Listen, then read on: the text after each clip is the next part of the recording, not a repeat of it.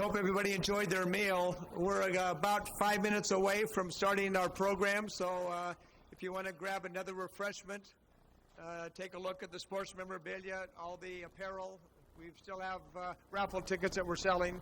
So if you can just kind of get an idea, about another 5 minutes, and we'll get going with the rest of the presentation.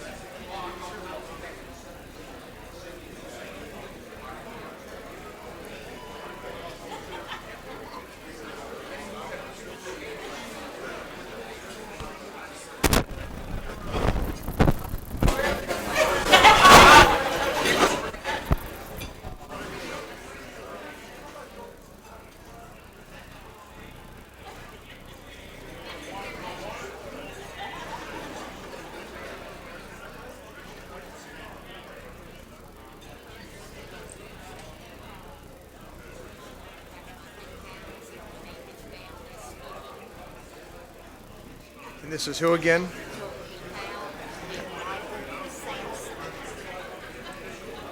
No, this is for who again? This is for Michael Bridges, so it's going to be your husband.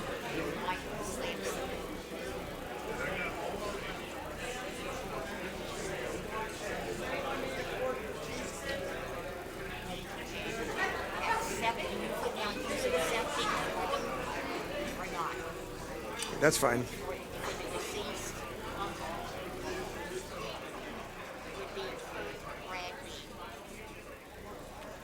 Kirk who?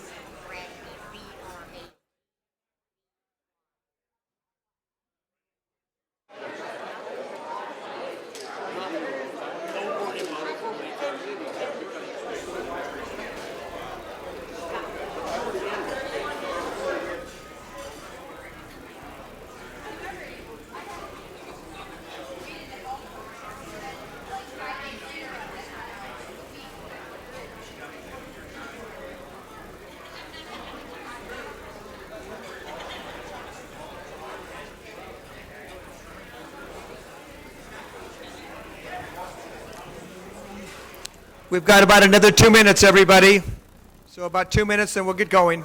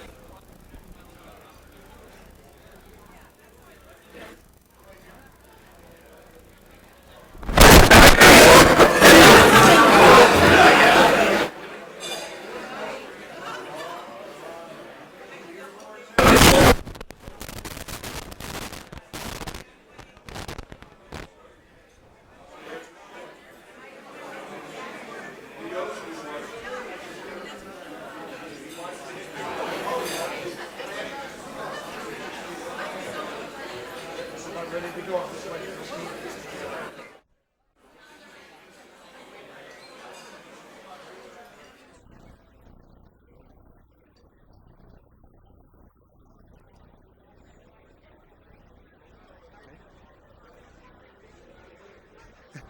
All right, everybody, if we can go ahead and start the rest of our program, I would appreciate it. Believe it or not, somebody asked if I had a better joke than the first one, so I'm going to give it a try. No comments from anybody. You had a football hooligan that was in court accused of disobedience and assault. The stating officer said he was caught throwing something into the river. So the judge says to the officer, well, can you be more specific? And so the officer said, well, yes, Judge, he was throwing stones in the river. And the judge says, well, that's not much of an offense to come into the court, is it? And the officer said, well, in this case it is. Stones was the referee. Is that any better? Oh, come on! I'm going on David Letterman next week. I got to use this material.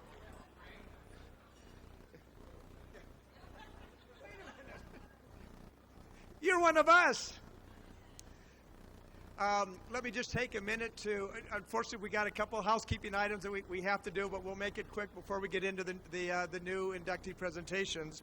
But just to kind of explain the format for the evening, we have 18 new inductees, and what we'll do is we'll break it up a little bit so it's not too long of a period. So we're going to do 9 inductees. We're going to take a 5 or 10 minute break. After the 9th inductee, you all can do a restroom break, and then at that time you can go over to the sports memorabilia, which I'll talk about in just a second. Again, we've got the raffle tickets that are available. We have lots of apparel and jewelry still available, so that will give you the chance to stretch your legs and do what you need to do for that short time. And then we'll come back and then we'll do the other 9 inductees. What's going to be very important, so that we're not keeping you here until midnight, that we're going to ask, please, please, please, for the presenter to try to keep his or her introductions of the new inductee to about 2 minutes.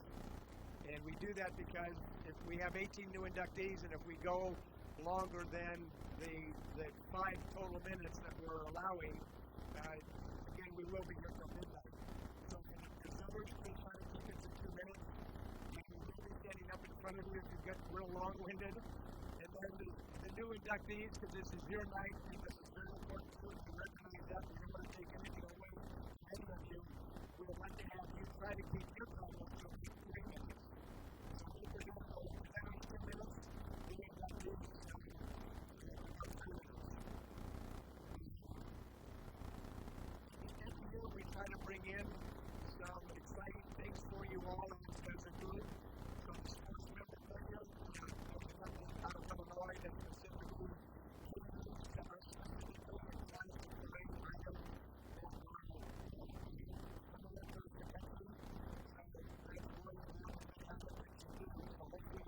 you will find those sports items attractive enough that it will appeal to everybody here in the room. It's very important for those of you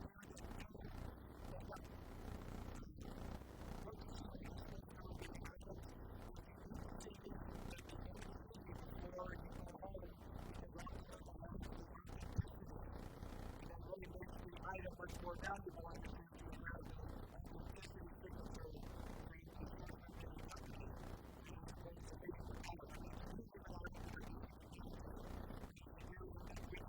What we're going to do is we're going to post, the girls, both Ray Ellen and Jan are going to post the winners of any of the sports memorabilia that is bid on a board over here, so you'll be able to look and see at the end of the evening if you have been selected or not. At the break time, we are going to close the sports memorabilia, though, however. So again, after the first 9 inductees, for those of you that are interested in the sports auction items, you need to get over there and get yourself listed, because as soon as we end that break session after the 9 inductees, we're going to pick up all the bid sheets and get those then posted for you over on the board. Also, during the break that we're giving you, we are going to do two quick live auction items. Dave Birch was nice enough to be able to get us a signed jersey from one of the 2012 NFL new inductees, DeMonte Dawson. For those of you that may not know DeMonte, he played for the Pittsburgh Steelers from 1988 to 2000. And Dave was nice enough to be able to get us his jersey, so we're going to auction that off as a live item. And the neat thing about this, and actually Dave was the one who brought it to my attention, that you could take this jersey and go up to the NFL room where all the busts are of all the inductees, and take a picture with your signed jersey, which I thought was kind of neat. So that's one of the items that we'll auction off at the break, and then we're also going to auction off one of the football.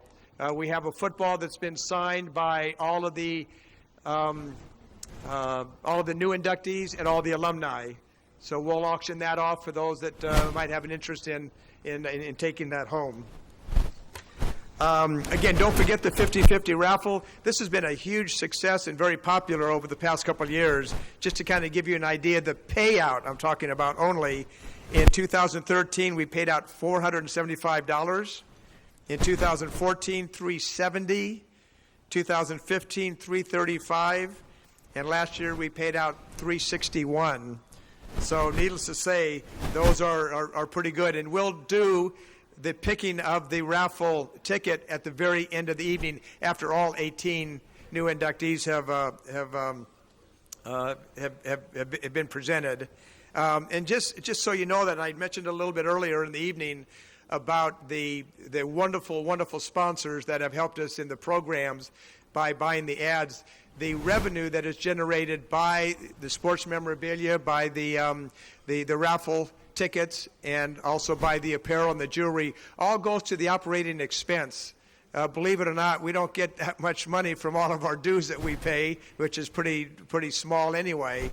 So we have to rely on events like this to keep the AFA going. So just know that everything that you're doing tonight, from all of the extra activities, goes to the operating fund of the AFA. I'm assuming you all have signed the balls and the helmets. If you haven't, are you doing it? If you haven't, again, we'll give you a little bit of time during that break, if you haven't already done so. Just as a reminder, or not even a reminder, it is to the alumni, but not to the new inductees. Once we have concluded all of the presentations, we are going to have a group picture of just the new inductees over here to your left, my right, and then we're also going to take another picture with all the alumni and the new inductees as well. So you'll be up here for a little bit of time, and that's when all the families can come over. Steve is, wherever Steve is, somewhere around the room taking the pictures. He's going to be on a ladder right here in the front. We're actually going to have to move some tables, so he'll be on a ladder pretty high up. But if that is the time that you'll want to get your own phones and your cameras, whatever, and be able to take the pictures of all the, and it is just a magical time with all the flashes going off and all that you're going to be doing. Talk about paparazzi. That's as high as it gets. So, and then also just as a shout out. After the new inductees and you're going to be doing your speech, as you walk off to the left, there's a camera right here that we're going to have you do just your own shout out of how you feel, and it could only be 10 seconds or so, but they'll put that on the video and provide that to not only the live streaming that we're doing, but for the rest of the evening in the archive. So if you can remember, after you've done your wonderful speech and you've gotten your beautiful plaque and everything else, if you get downstairs, if you can just remember to stop for a second or two and say whatever you want to Steve here in the corner, I think that would be a fun thing to do. Please keep your conversations to a minimum in a low voice. It just shows respect for all the new inductees, and this will help our webcast, our live streaming, and internet broadcast so they can hear better. At this point in time, During the ceremony, we'd like to take a moment of silence to finally remember our founder and leader of the AFA organization, Ron Reel. Wonderful, wonderful man, and as I said earlier in the evening, if it wasn't for him, none of us would be here. Left us 9 years ago in 2008. Ron and the AFA are one and the same. You can't think of one without the other. You can't say one without the other. Ron, he is certainly missed, and we're so appreciative for all his guidance and all the years that he kept us going. And we just wanted to be sure that he and all his family, Ray Ellen is one of his daughters over here to your right, and how much we miss him and thank him for everything that we're experiencing today. And in addition to Ron, unfortunately, we have lost two other AFA members over the past year. Andre Holden, class of 2009, and Robert Pudgy Walsh also passed away. He was the class of 87. So please just take a moment in silence, prayer, to give thanks to all these wonderful and devoted family members and friends for all their outstanding contributions that they have provided to the AFA.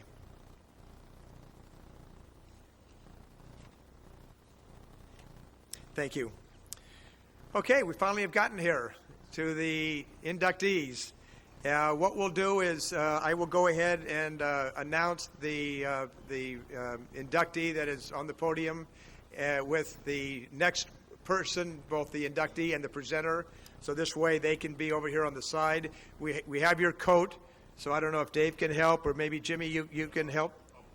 You'll put a coat on. So we'll probably want to put your new AFA coat on while you're in the holding area here. So with that in mind, the first inductee and presenter is going to be Raymond Almeida, and his presenter is going to be Mark Calavero.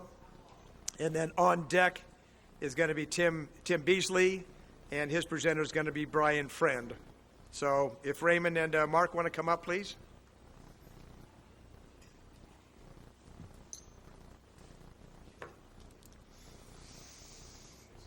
Yeah.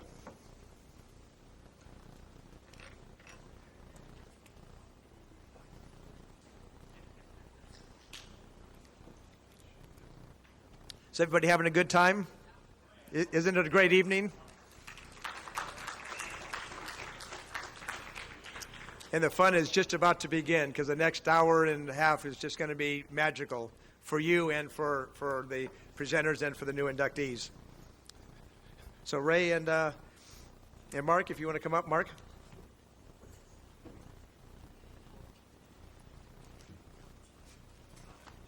Okay. It's nice to be here tonight.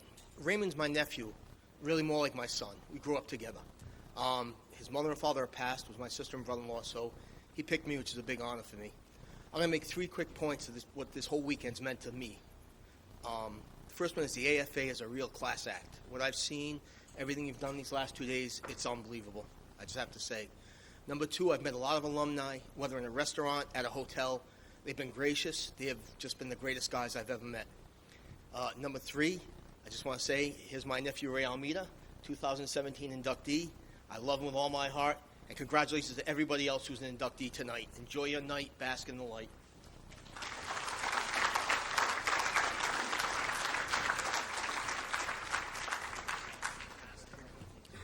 Thank you very much. When I told my friends that I was being inducted into the Hall of Fame, they said, I didn't think place kickers really played football.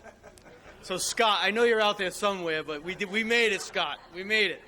So I got my phone here, not because I'm checking text, but because I wanted to make sure I covered a couple of points tonight and that I didn't miss it. So first off, as I humbly am here today, I want to thank the Lord Jesus Christ, my Savior. Without him, I would not possibly be where I am today. And I owe him my life as he has given his life for me. I had the pleasure, one of my memories of playing football is I had the pleasure of meeting Ron Reel in Orlando at one of the All-Star games that I had the privilege of playing in. And looking at him, remembering his passion and his dedication to this and where this has come is just truly amazing. And I'm just honored to be a part of it. I want to thank Dave Birch as well for his commitment. To all the volunteers and all the people associated with the American Football Association, I echo the sentiments of my uncle. It is an absolute class act, and it's just an incredible once-in-a-lifetime experience. To my fellow inductee classmates and the alumni that are here and not here and watching live, I am humbled and privileged to be part of the family. And as I've met everyone, and I haven't met everybody yet, but as I've met people, that bond of love for where we played this game is something that we share. And for the rest of our lives, we'll always have that in our hearts, and we'll always have that with each other. And I very much look forward to attending future Hall of Fame events and seeing more people come in to this incredible honor for the Hall of Fame. I'd like to call out my teammate, Jay McGee, who could not be with me tonight, who nominated me, and I had the privilege of playing with him, and he is a Hall of Fame member himself. And so, Jay, thank you from the bottom of my heart for your endorsement and your support on this.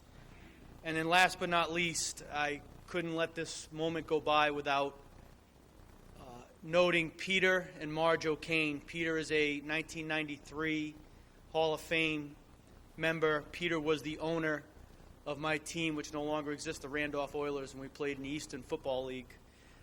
And his love and his dedication and his personal sacrifice for this game and everything that him and his wife did is why I am here today. And so, Peter and Marge, thank you. And to everyone, thank you. I can't wait to hear all the stories and hear you all speak and meet up after. And thank you very much for your time. Thank you.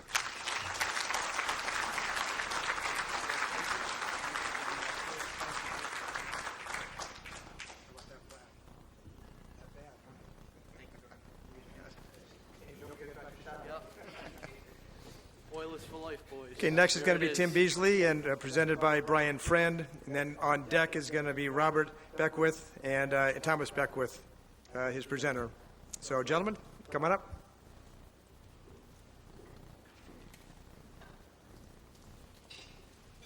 Hope everybody's having a good night tonight. I'm here to introduce Tim Beasley. Known him, played with him, coached him for 20 years.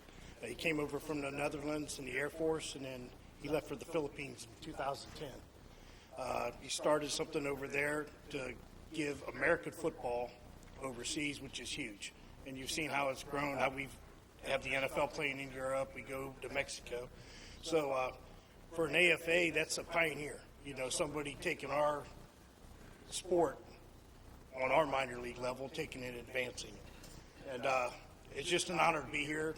I'm from Akron area, and all 18 of you that are putting yourself in this place, you can't get any bigger honor than being in this building tonight.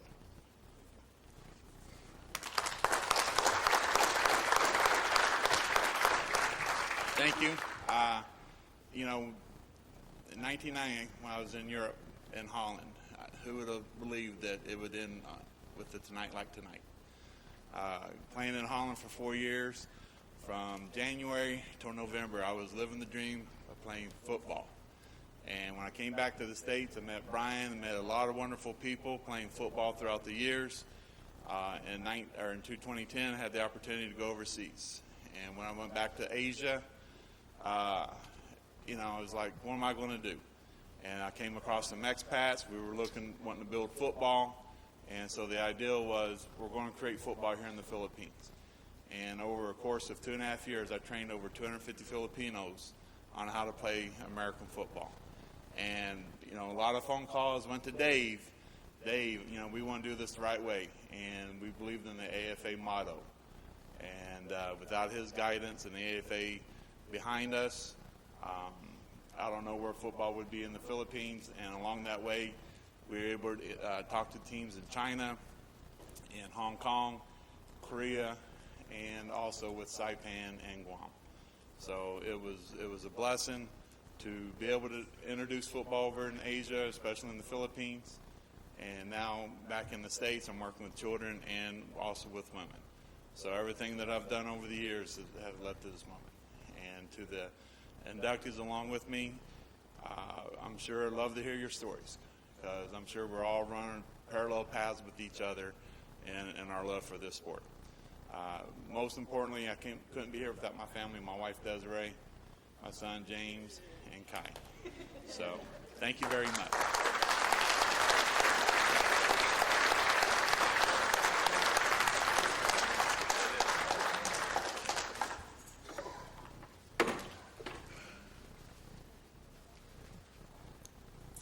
All right, moving along here. Robert Thomas, you guys all ready? And then on deck is going to be Hal Lockhart, Michael Sampson, and Cook Brady. So if you guys want to step over. Yes, I know that. Yeah. Okay, come on up, guys.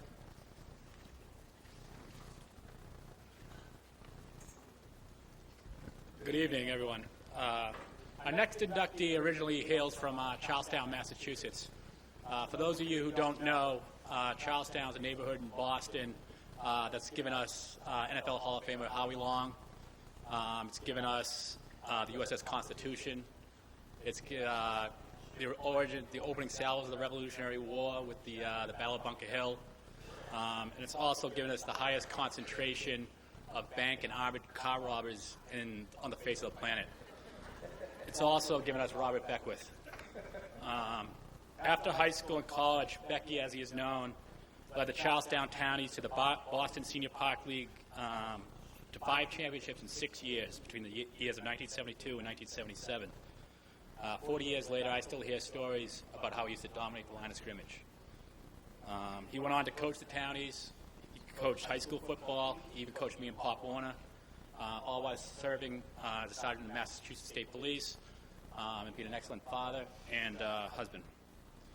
Respect is defined as a feeling of deep admiration for someone elicited by their abilities, qualities, or achievements. I think I speak for everyone who knows him when I say that Robert Beckwith is the most highly respected man I know. And that goes on and off the field. Hall of Famer Robert Beckwith.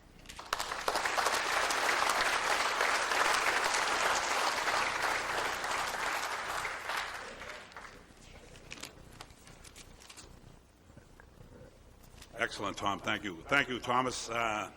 You have made me very proud of what you have accomplished so far in your young life. Having graduated law school and being accepted into the prestigious U.S. Naval JAG program, Tom is currently a lieutenant assigned to the Admiral's staff in Washington, D.C.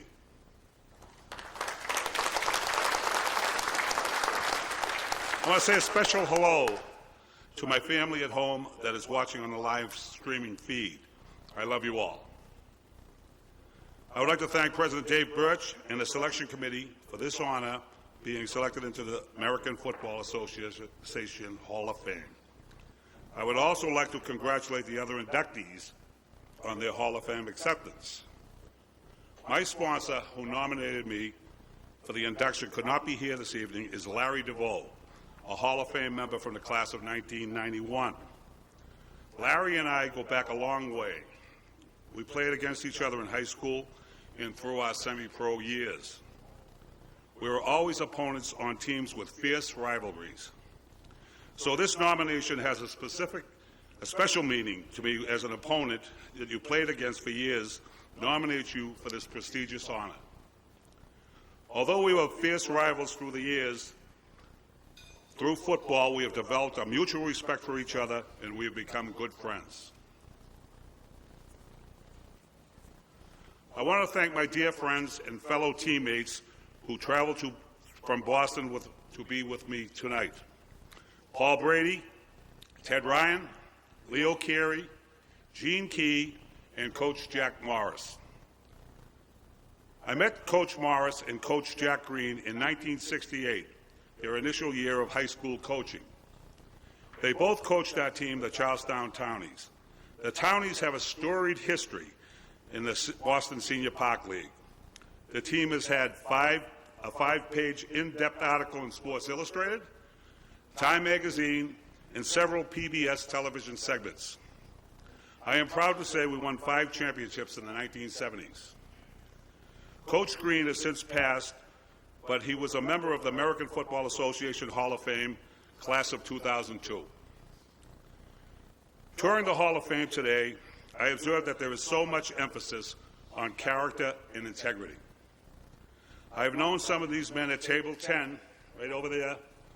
For over 60 years, we have shared the thrill of winning and the disappointment of losing together. These men epitomize character and integrity, and I love them. We played for the love of the game, and I know we all concur that the game of football has made us better men. It is said that football develops character, but football also nurtures a bond and friendship that can't be broken. Thank you very much.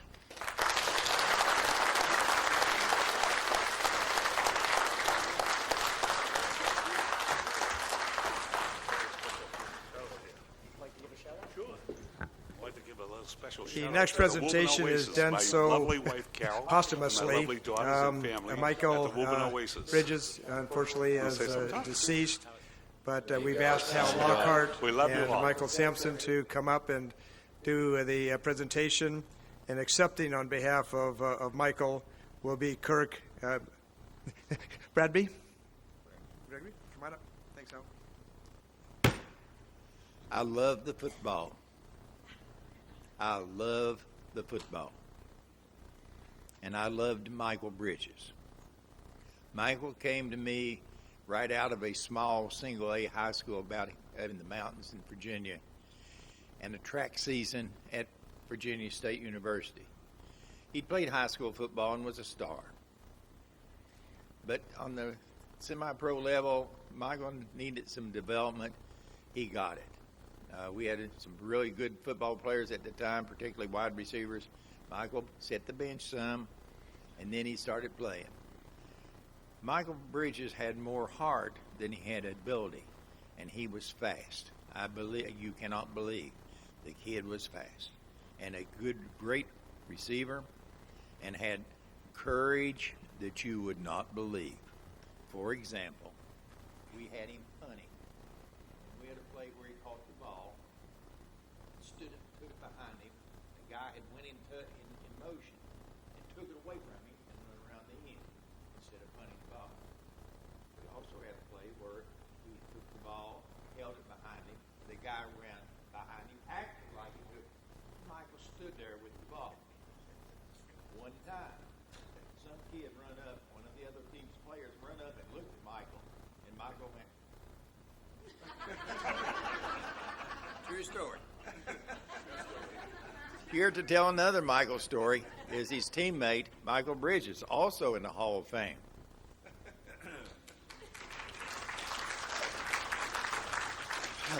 Michael Sampson, I'm sorry.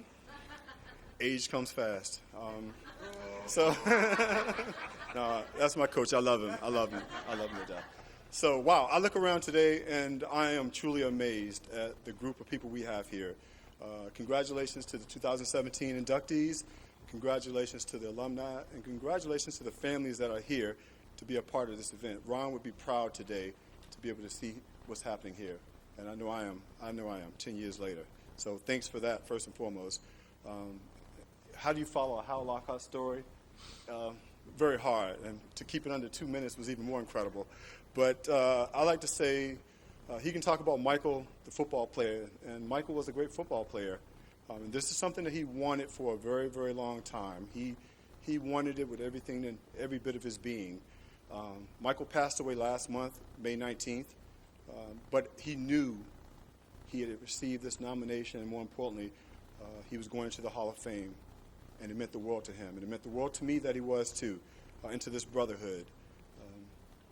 Michael was more than just a player. He was a great man, a great player, a great passionate individual who inspired anyone who came within feet of him to be a better person as well. Michael didn't have a lot, but if you had $5, you had $3 of it, and you could count on that. You could truly count on that. I just want to end by saying Michael wasn't a perfect person, as Hal said. He needed some work, and he got that work. He became a great semi-pro football player. But it was once said that if you put a picture under a microscope and you see all its blemishes and cuts, that doesn't mean it's not a masterpiece. And Michael Bridges was a masterpiece. Thank you very much.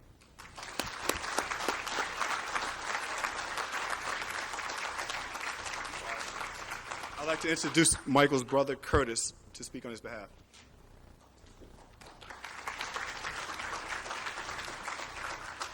I'm going to try not to get emotional, but we'll see what happens. Good evening. First, I'd like to give an honor to God, through him who we can do all things. I would like to congratulate this year's inductees into the Semi-Pro Football Hall of Fame. I'm here today to accept the award on my brother Michael Bridges' behalf. Michael unfortunately passed away on May 19th of this year. I've never seen my brother so happy as the day he found out that he was tapped for this most gracious honor. Michael attended Madison County High School in Madison County, Virginia, as Coach said, way up in the mountains, and excelled at his passion, football and track. As a child, I looked up to my brother because he was the star of the school. To this day, Michael still holds numerous records in football, as well as track and field that may never be broken. I can remember going to every football game and track event that Michael had from middle school on.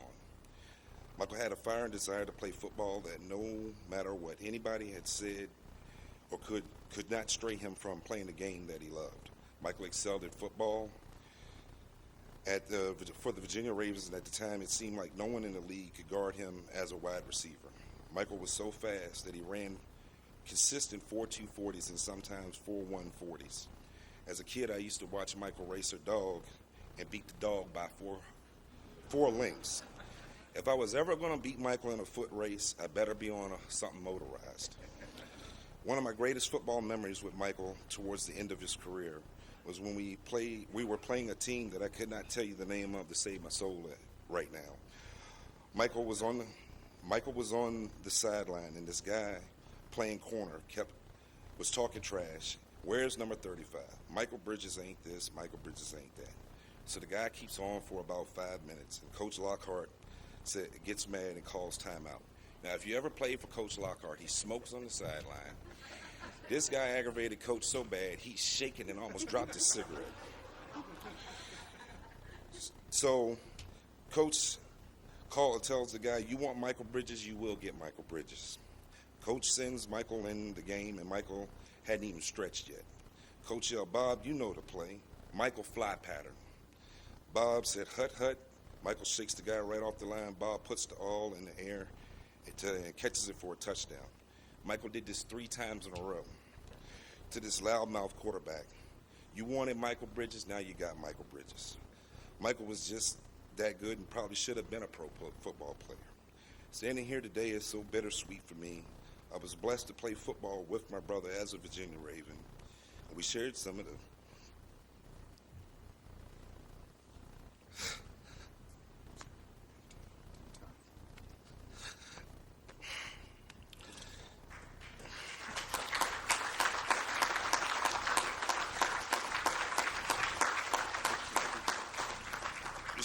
best times of our lives. I always knew he would achieve this greatness one day, and today is that day.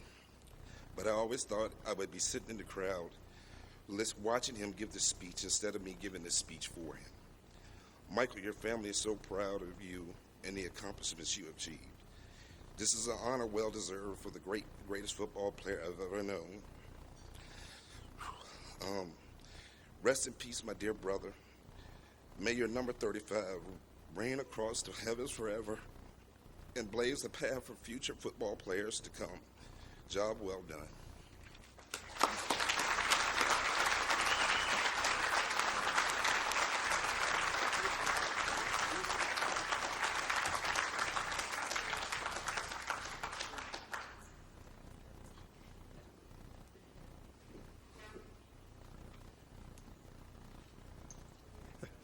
And Curtis, know that all of your family are in our prayers and our thoughts, and God bless you. Our number 5 presentation is Brian. Michael will live on forever and Semi-Pro history. We love him, and thank you very much. So if you want to go to the left here, and then on deck is going to be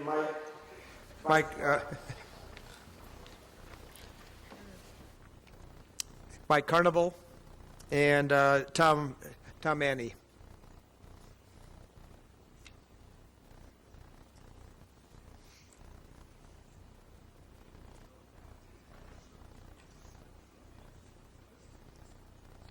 Yep. It's the Brian and Tom Show.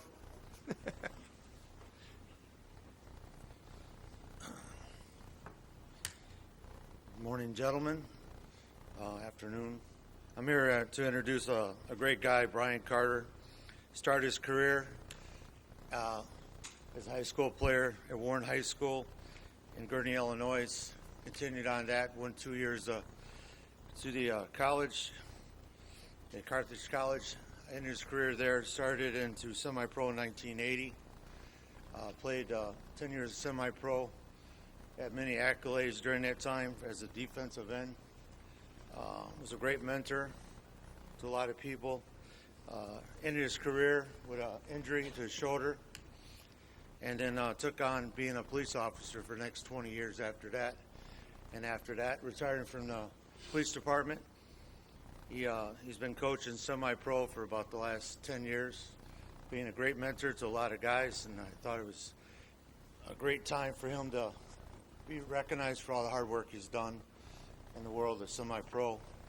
And Brian Carter, good guy.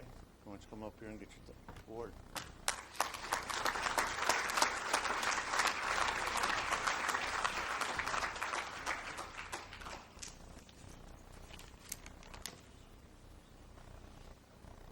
Age is catching up. Wow, great crowd, and thank you.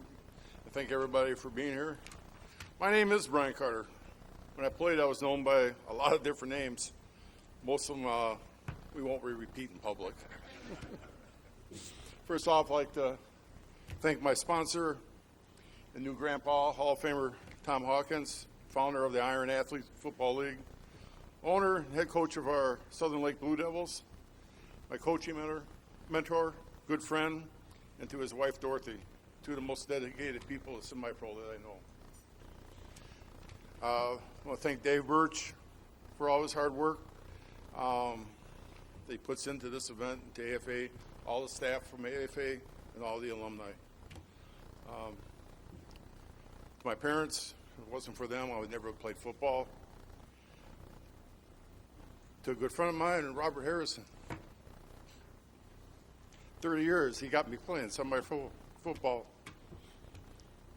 And to say thanks to all my former teammates, coaches, the sports staff. Without them, I would not be here tonight. They made me a good football player. My mother wanted me to be a doctor or an attorney. That kind of backfired on her. When she took me to my first semi-pro football game, I was like 6 years old. And I saw these big guys, bloody hands, dirty from playing out there in the grass and that stuff, and I was hooked. All I ever wanted to do was play football. So my mom didn't get the law attorney, didn't get the doctor. What she got was a cop. And I did support the medical field with all my injuries, so she got a little bit of everything she wanted. My first time playing football, first team I played with was with the Delvin Red Devils. Bob back there met him at a party one night, was bragging about how great the Delvin Red Devils were, how great the semi-pro league is, and how great semi-pro is. Well, being a young kid just out of college, thought I'd go up there and show these guys how to play football. Went up to their first Saturday practice, and they're sitting out there, these big guys just laying out there in the grass. Our locker room kind of leaned to one side. We're sharing a field with a baseball team. And I'm like, this is a joke. So me and my buddies, we went and got a case of beer. And we're watching these guys, they start to practice. And all of a sudden we realized that they were good. They were real good. So after the practice, I went down and begged the coach for a chance to play with them. I ended up starting for him. And we ended up playing the first AAA minor league football championship out in California. It was quite an honor. Fell in love with the team, fell in love with the locker room, fell in love with semi-pro. So I've had over the years, I got to play with three great teams, Delvin Red Devils, Chicago Lions, and the Lincolnwood/Chicago Chargers. And the one thing I noticed about it didn't matter where you came from, who you were, or what you were. Once you got on that field, you became a family. And that's one of the things I really appreciate about semi-pro is that it's a family. I remember one game, that we played in Chicago, and afterwards we're sitting at the bar talking about the game. I'm sitting next to one of my fellow players, a young kid from the South Side Projects in Chicago, real tough kid. We call him the mayor. How he ever got that nickname, I don't know. Maybe because he ran things. But he leaned over to me and he goes, Carter, he said, if we could get everybody to play football like we do in semi-pro, he says, there would be no problems in this world. And I agree with him. We toasted the shot, did a shot, toasted our team family, and our families at home. And from that, I stand here a very humble person with everybody that's come before me. And I would like to say thank you for coaches and the players I played with, played against, played with some of the best, was coached by some of the best. And now here I stand, like I said, humbled and honored to be part of a new family and a new team. Thank you very much.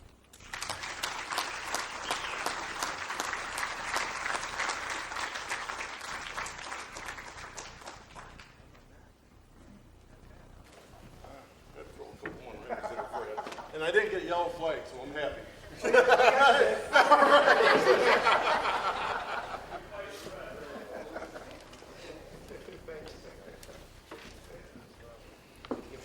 Sure.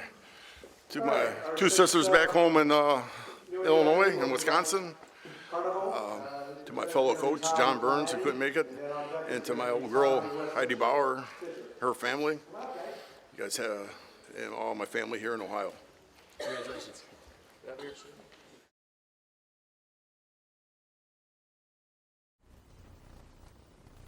Good evening.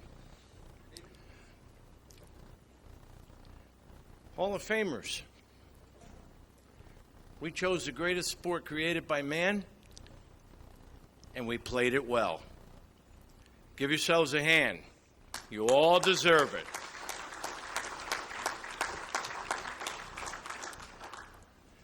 Football isn't just competitive action.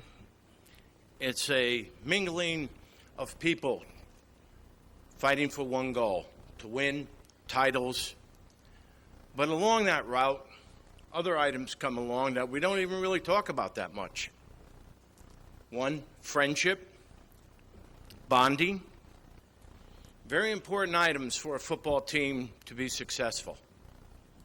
In this case, I have a 48-year relationship with this gentleman since I was a freshman in high school. I played high school ball with him. I played college ball with him. I played semi-pro ball with him, and beyond that, which is remarkable that I can stand there and say I have a best friend I've known for 48 years. On top of that, there's another statement that's made, I hear. He's a good man. This man's a good man.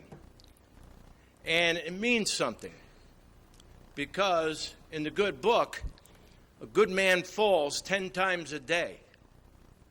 Just to give you an idea how hard it is to be a good man.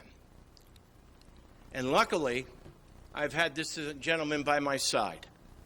Up, down, thick, thin, it doesn't matter. So ladies and gentlemen, I give you a good man, Mike Carnival.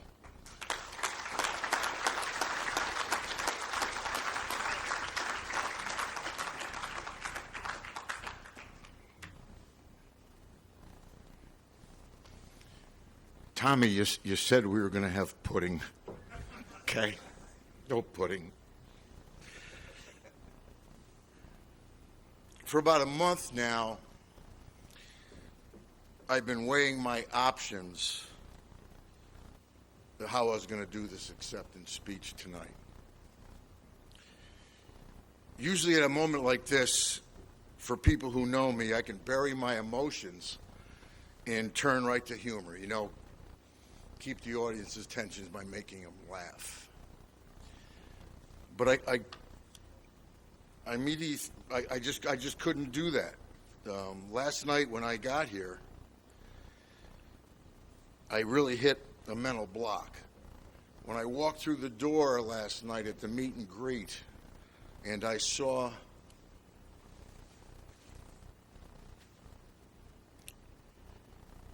this tag,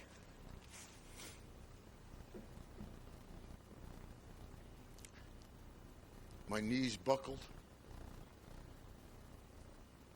my eyes teared. See, I immediately thought of my dad.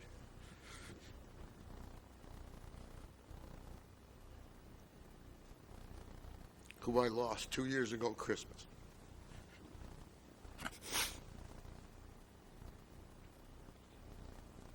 He was one of my biggest fans.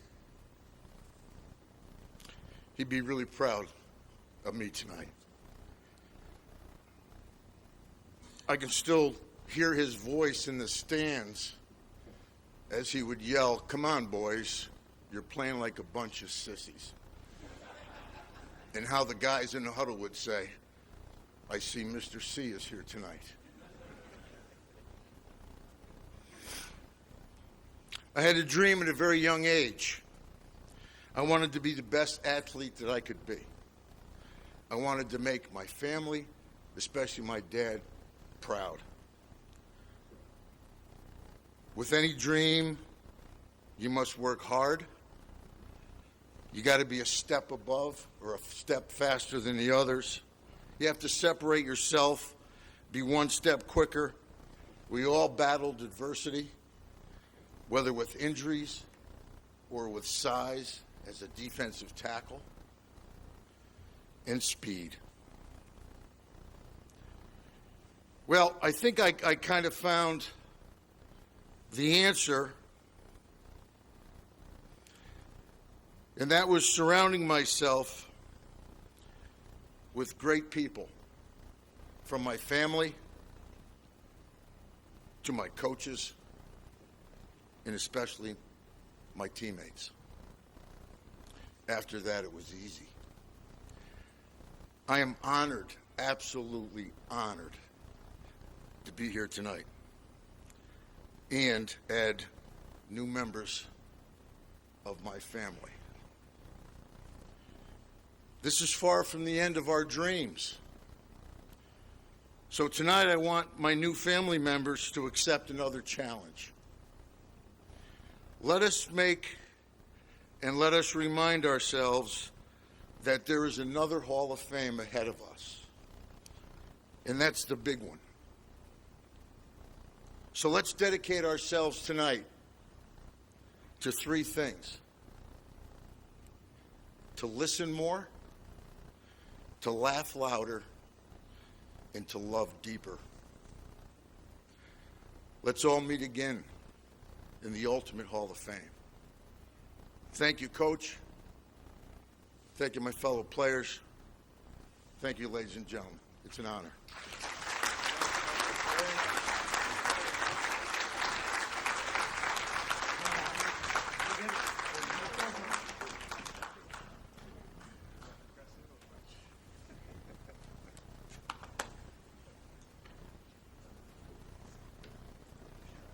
All right, next up is Tom Fisher, the new inductee, and Wes Fisher is going to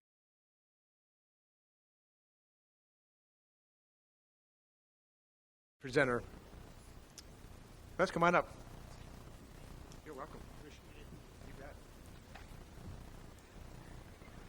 I really feel fortunate to be here. I've loved football ever since I was probably 5 or 6 years old. We didn't have television at that time. Tells you how long. I always loved football. When it finally did come on TV, you can bet I was watching it. And I always thought I'd like to be a football player. But I found out something even greater than a football player. That's being a dad.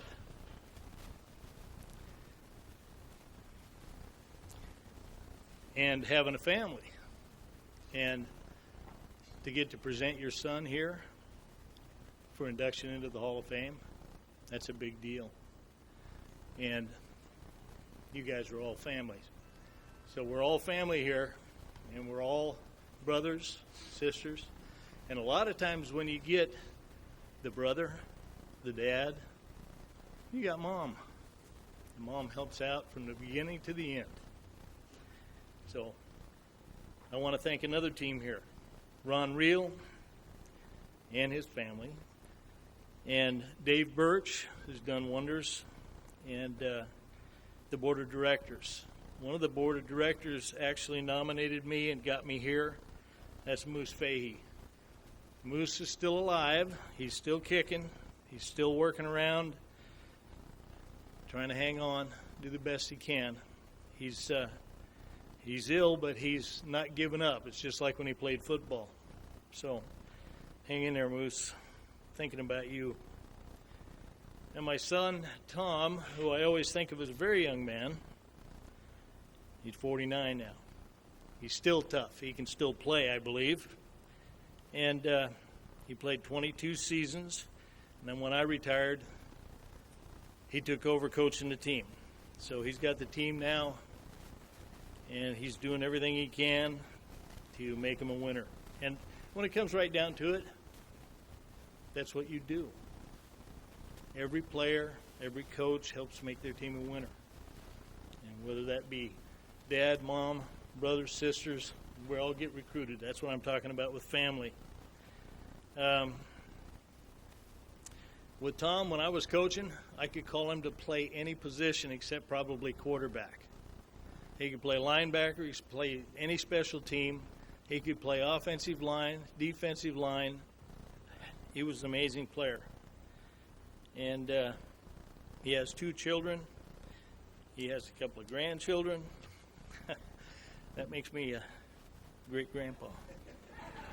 You know, if you hang around long enough, some good things happen to you. So I'm really, really happy for him.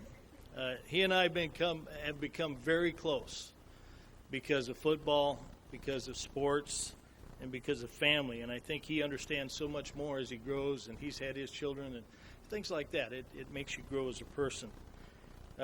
Family means so much. Teammates are like family. My buddy Bill and I have been together playing ball since like 1966. He helped me coach the team the last 21 years. He helped Tom a couple of years before he finally retired. Bill played his last game and he was 52 years old. I want to tell you something. I love competition. Love you guys. I'll be coming back here as often as I can to see you folks. Try to bring somebody new. Tom, God bless.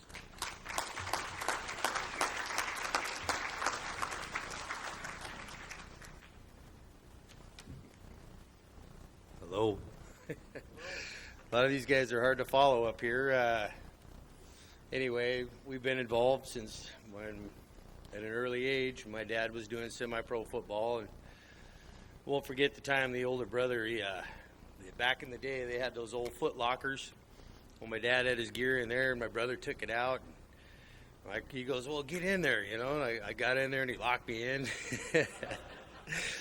Anyway, he wandered off for a while, but he came back and let me out. As soon as he let me out, I was like a hornet coming out of a beehive and grabbed a hold of him. And anyway, so we've been involved with semi-pro for a long time, and I follow my dad's footsteps. And, you know, it's kept me out of trouble in a lot of ways because I used to do a lot of foolish things when I was younger. And when I got out of high school and college, and you know, I found my way back into semi-pro football as a release, but it was fun and it kept me out of trouble.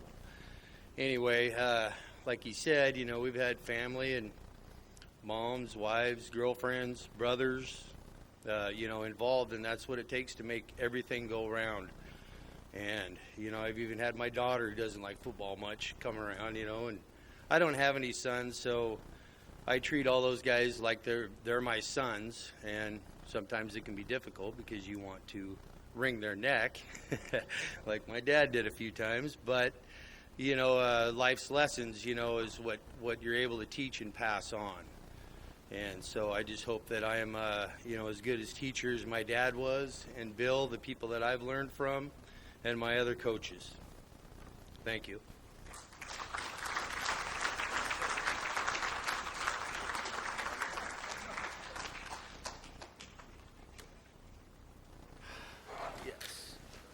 All right, our Vina back home who helped organize and make all this possible. Thank you.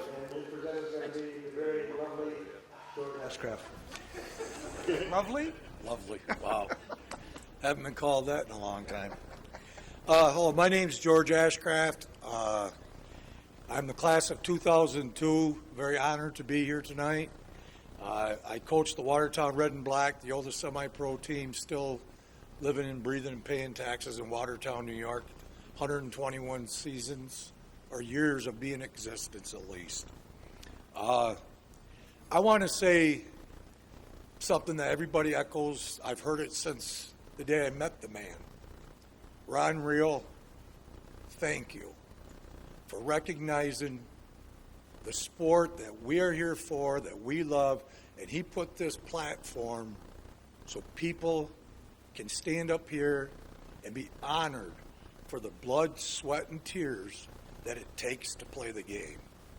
Thank you to Ron.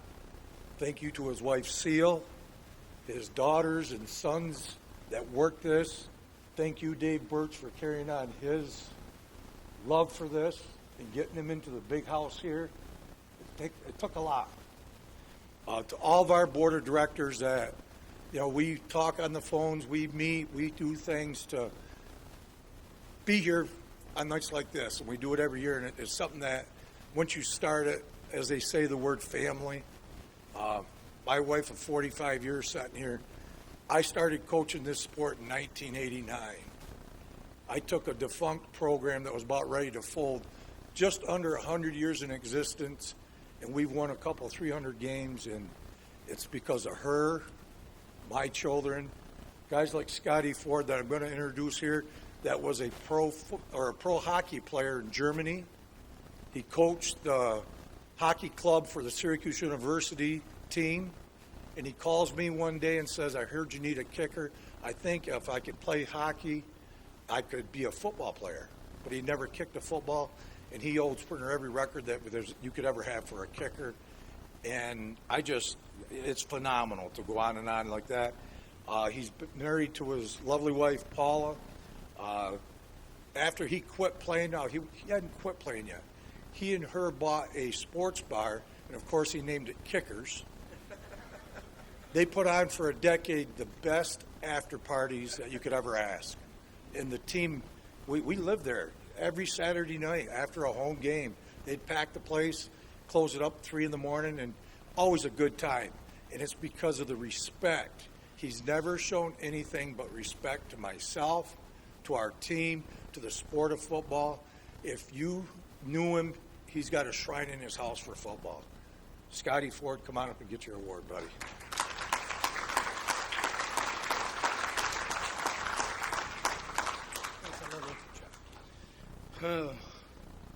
Wow. I also, as one of my classmates here, inductees, I like to play off my emotions with being funny, but I had a reality check too last night, and I think I just really want to tell you about the thanks I have. I want to thank Dave Birch and the AFA Hall of Fame Committee for allowing me this, prestigious honor. I'd like to thank George. You're not only a great coach, but you're a great friend. And his wife Diana. Thanks for, allowing me this opportunity to be here. This is humbling. I want to thank my family for making the trek down from upstate New York and California. My daughter and her sister, Andrea, my sister and my brother-in-law. Of course, my wife, which I'll get to in just a minute. I want to thank the Red and Black family for allowing me to play. I never knew what football was. It was a great time in my life. As an athlete, you strive to be the best you can for a certain amount of time, and you know that it's going to go away. The story goes like this. I never kicked a football in my entire life until I was 32 years old. The first time I kicked a football, I met George on a Thursday night. I was actually coaching at Syracuse, and somebody bet me I couldn't do it. So I called up George through a very close friend of mine, Mike Martini, and thank you, Mike, for showing me the way and giving me the opportunity to be who I am and with red and black. I called George and said, I think I could do this. Somebody said I couldn't. And he said, come on, give it a shot. What could it hurt? Their kicker had just left to go play D1 ball in Florida. It was late August. So I take the drive up from Syracuse. I give it a shot. He introduces me as the new red and black kicker. I thought, wow, this is crazy. This is on a Thursday night. On Saturday, I play my first semi-pro football game. I go out, and the comical part of it was I really wasn't honest. Boy, I saw the game. I was a true athlete to all of the sports. But a reality was soon upon me. On my first kickoff, I looked down my line like they do on TV. I looked down this line like they do on TV. I took off, and I kicked that ball home and lane. Deep it went. The only problem was, I looked back, and my teammates didn't move. As I retreated, they said, you got to let the referee blow the whistle before you kick the ball. I never heard the referee blow a whistle on TV. So, what made me fall in love with it? That's true. What made me fall in love with the game of semi-pro football was that night, I went 7 for 8. First time I ever kicked the ball in my life. And I fell in love with it. Of course, there was a lot of downtimes. And the person that made it all worthwhile to me, besides my teammates and the fans, was my wife. Paul has been around the game for a long time. And so there was a lot of thick and thin, a lot of high emotions, a lot of low emotions. She's always been there for me. As your family members all know, there's a lot of sacrifice to this. It's not just injuries, it's time. You know, you have time with your families. You spend on the weekends, you play ball. There's no vacations, there's no, trips to the water. And my wife dedicated herself to allow me to do that in my later stages of athleticism. I've always been competitive, and I enjoyed the time with red and black because it allowed me to close that chapter in my life. And if it wasn't for my wife dedicating her time to me, to selfishly, complete my life as an athlete, I wouldn't be here. And I thank you, my love. And to all of you that are my classmates, you have no idea how humbled I am. I could talk forever and tell you all the funny stories of all my teammates and all the crazy stuff, just as you all have stories. But the story that I do want to tell you is I'm proud to be part of this induction class. And God bless you all.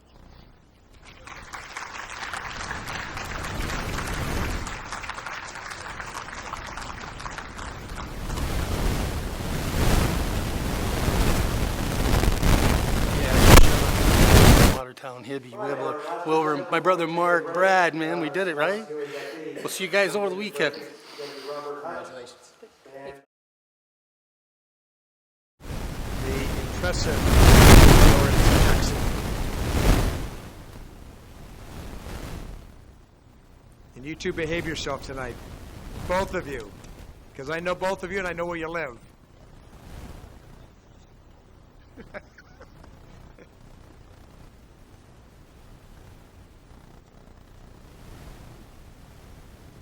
Jackson, come on up.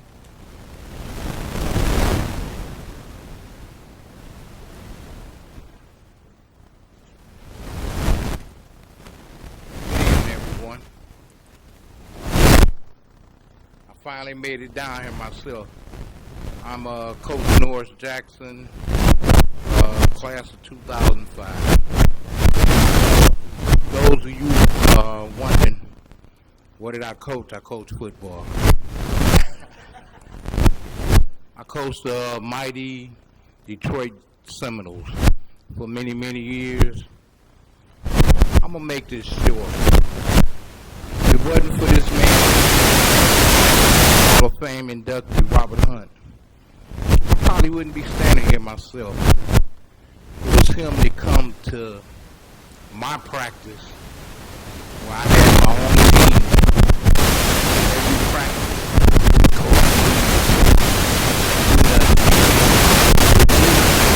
we can conquer the world.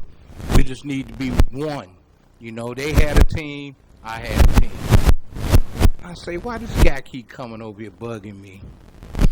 And then finally one day, I say, okay, let me go see what they got.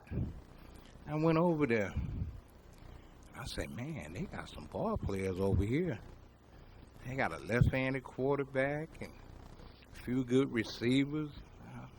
Okay, I'm going to close my shop. I'll be over there right away.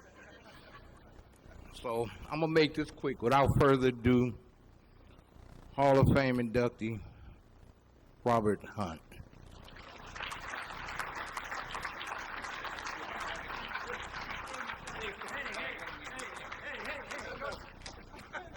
And that's what I always did, gave it back to him.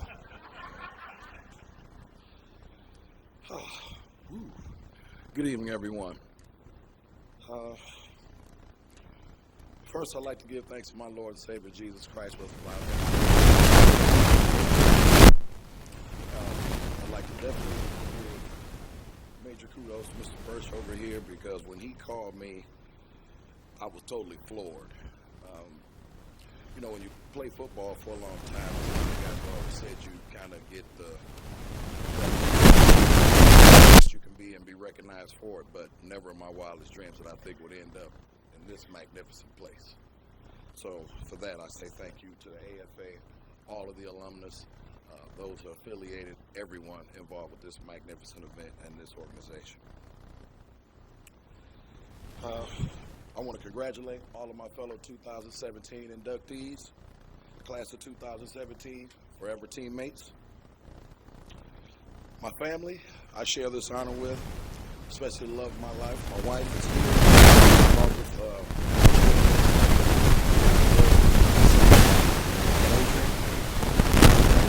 who's a fresh bundle of joy who comes over and just runs all over the house. She gives me the flux, but I love her. Very rewarding. My sisters, Ayana and Mariama, who put up with me in sports and bearing the weather, coming to ball games, being outside when they definitely didn't want to. I'm sure they would have preferred to be in the house playing holly hobby and all of those other good things. But Mama, we went to football games and they were there with me every step of the way. So those two young ladies, I love them dearly, along with my niece and nephews. All of my family has been there and very supportive of me. My cousins, I have two of them here tonight, Rhonda Cook and Shirley Murray. So I thank them very much for being here.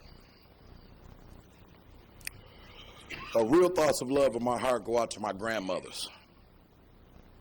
And I say that because I had a great-grandmother named Lucinda Whaley, who would come home every day from work, where she got up and went to work 5 o'clock in the morning, come home, and here I am, her little package waiting on her to come through the door. What do I have in my hand? I'm ready to go outside. You know, she's trying to come home and rest, but she sacrificed her time, her effort, her money, to allow me to get a bike to ride to practice. I mean, those little things mean a lot at this moment.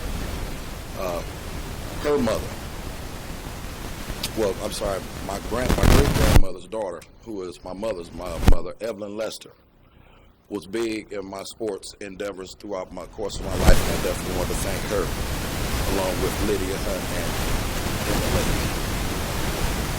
Football for me began back on Petoskey and Indiana Street in Detroit. That was the foundation for my love of the game. That were significant in my development in the game of football: Albert Harewood, Glennis Rose, and Warner Blakely, who were unable to attend tonight, but I wanted to say to those men that I love them dearly. They were my motivation, inspiration. So those guys I definitely want to give thanks to. The next phase of my life was the Northwest Detroit Cougars Little League team. I played for the great Congress, Coach Ray, Coach Derek Coward, and holy Jesus, Jerry Sampson, who was the best defensive coach I ever played for. He knew every position. He taught us all. He taught us every step of the way, because I started out, mind you, I did not play quarterback when I first started playing football. I was this big kid, and, you know, I could throw a ball because I was a baseball pitcher going into football. But coaches looked at me and said, nope, we have a position for you. Put your hand in the dirt and rush the quarterback. So to that great defensive line that's sitting over there at that table, you guys, I appreciate where you come from because it started right there with me too. So God bless you, man. Then was on to high school. I played for the great Rudy Thomas at Detroit Central High School. He gave me the chance, the confidence, the courage, and the platform to play the position that I am. On to college, I played for Tom Beck, and that's where it all came together. Learning the nuances of the game, establishing the sense of the art of quarterbacking. You know, I express great love for what I learned at the university and to all the relationships that I built with my teammates at Grand Valley, and to those guys I say thank you.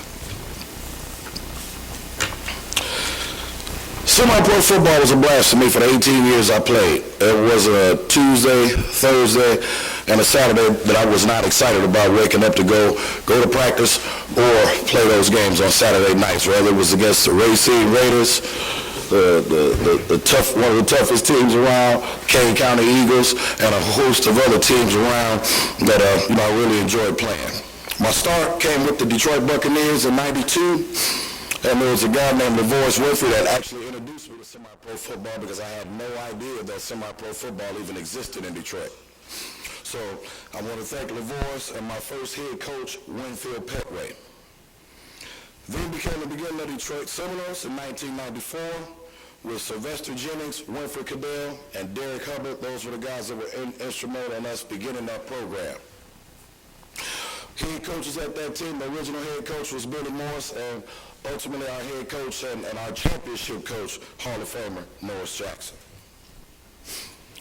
In 1996 was the year, I guess, everything kind of really started flourishing for the Detroit Seminole program. Mike Wade, who was our league president in the MFL, Mr. Nugent, Hall of Fame Jim Nugent, and man, I had a lot of love for Mr. Mike Klein, who's no longer with us, and God rest his soul, for allowing us to play in those Midwest tournament games to help us establish ourselves and again play against the great teams from the Midwest, further points south, and even back east. So I'm very thankful and humble to those men. And being able to play against the Marlboro Shamrock teams of the 90s from that Boston area. So coach, that Whitetown team, I know exactly what you guys were dealing with because that Marlboro Shamrock group was a good group. Coach Bob Brennan and the likes of those guys. Having talked with Mr. Ron Reel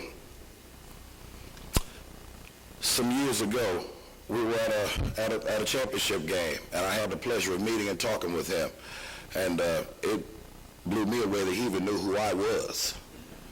You know, I just figured I'm just some kid from Detroit. He didn't know who I am. Detroit Seminoles, a small fry team. He knew who I was, and he had just having a chance to sit down and have open dialogue with him was one of the best things in the world that happened to me. Talking with Mr. Seuss as well, you know, these guys are the icons of the game that we've played for these years, so I definitely want to let those men know that I appreciate everything they did for me the step of the way. Coach Walsh, having a chance to talk with him at an All-Star game out in Vegas a few years ago, that was also an awesome experience. And last night, getting an opportunity to meet my new favorite coach, Coach Lockhart. We had a good time last night. Me, he, and his lovely wife over there that's working the front door. Thank you all for last night, and I appreciate you all very much. And I'm not here tonight without some very special players. My offensive line, because no quarterback can be successful without an offensive line. And I had the Fat Boys, which is what they were nicknamed, and they lived up to that game. They protected me with all their heart and spirit, and I love those guys. Byron Culver, Eric Barnes, Pierre Dubose, Winfred Cadell, Ed Hugan, Larry Walden. I had a great tight end in Dennis Smith. Running backs, Troy Pearson, George Mushed, Dwayne Alexander, Bo Rush. Outstanding wide receivers of Terrence McMillan.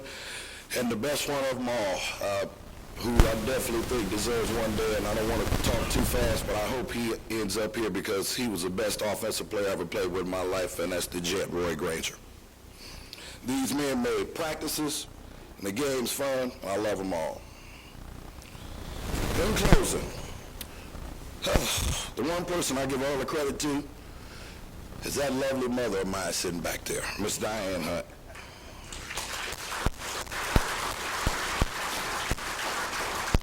You know, I talked about my great grandmother playing catch with me. Well, my mama was everything for me. You know, she was a spirit that made me move. She taught me. She made me work on my handwriting and, you know, all the little stuff. And I always thought, hey, if I end up playing football, I'll work on my signature. So, Mama, thanks for the practice of doing autographs 100 times a day. You know, just the sacrifices my mom made, you know, the time, the effort, the money. Boy, I remember when me and my best friend would come back from our Cougar games, Mom would have chicken for us, so we were ready to go. I was ready to eat after every game, and we never had food. We were never hungry. It was just, you know, I had a great support with my mom, and I just really want to thank her, and I want everybody to know that. I stand before you all a humble son, a humble former football player, but with the greatest football team in the history of the world, and I'm semi-pro and proud. Thank you.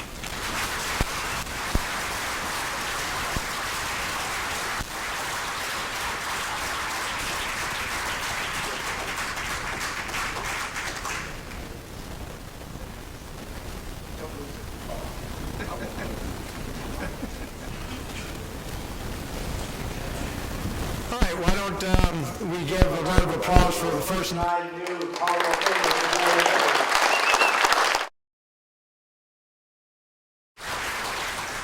All right, why don't we take a quick break? Today it's 9:06 on my clock. Why don't we look at about 9:15 to come back? And remember, sports memorabilia, apparel, and don't forget your Raffle tickets. Have fun, everybody.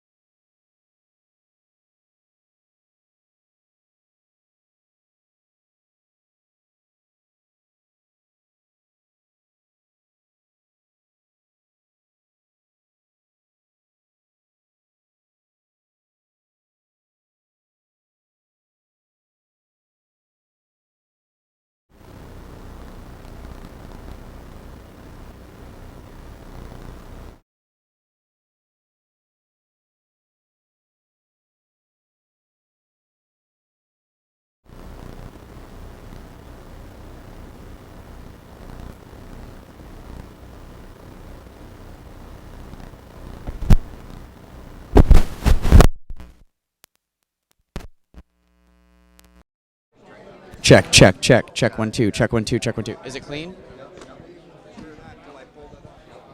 we have new batteries?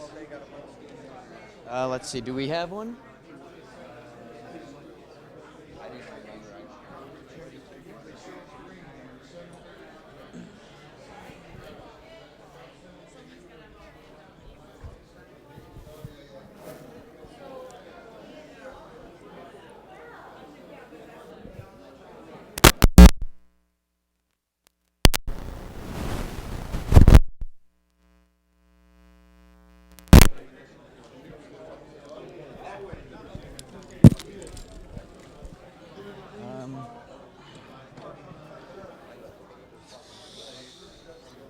Where's Hall?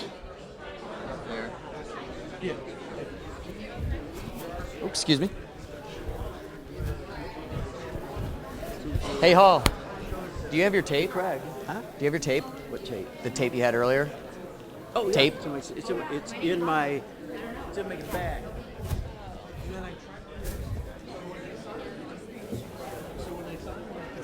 Excuse me, guys. 50-50 tickets.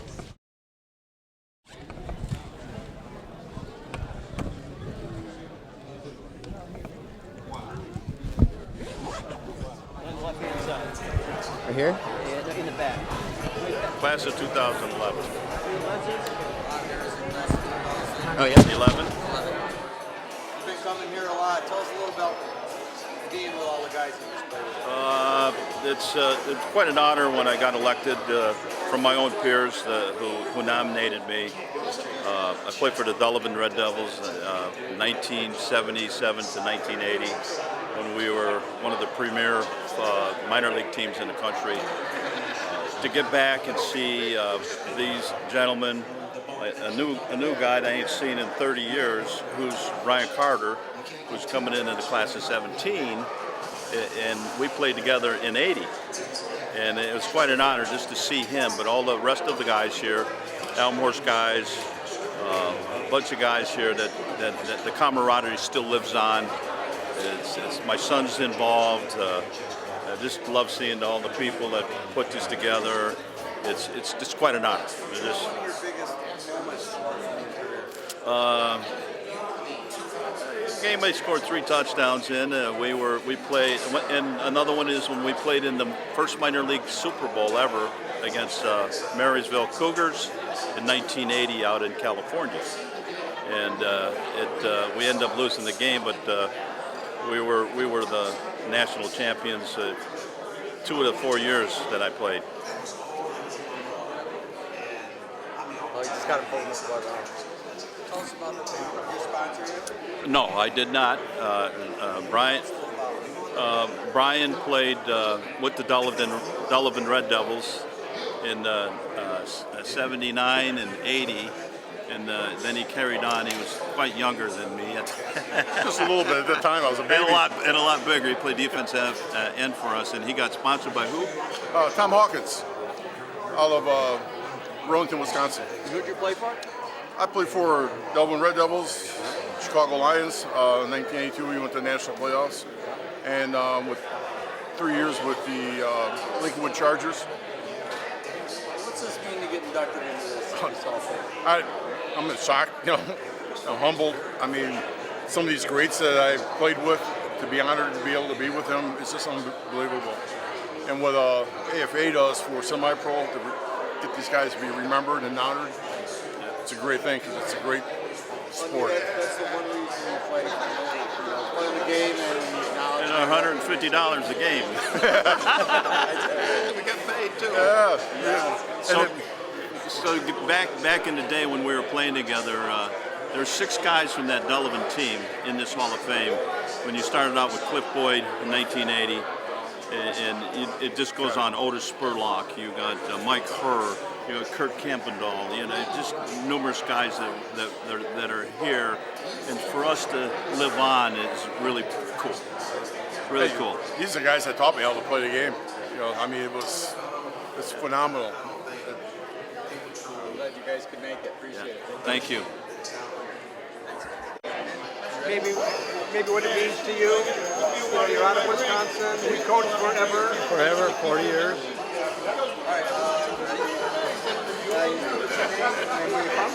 Jordan Kopak from Wisconsin. I understand you used to coach for quite a while. Yeah, I coached about 40 years. I coached the Racine Raiders for many, many years.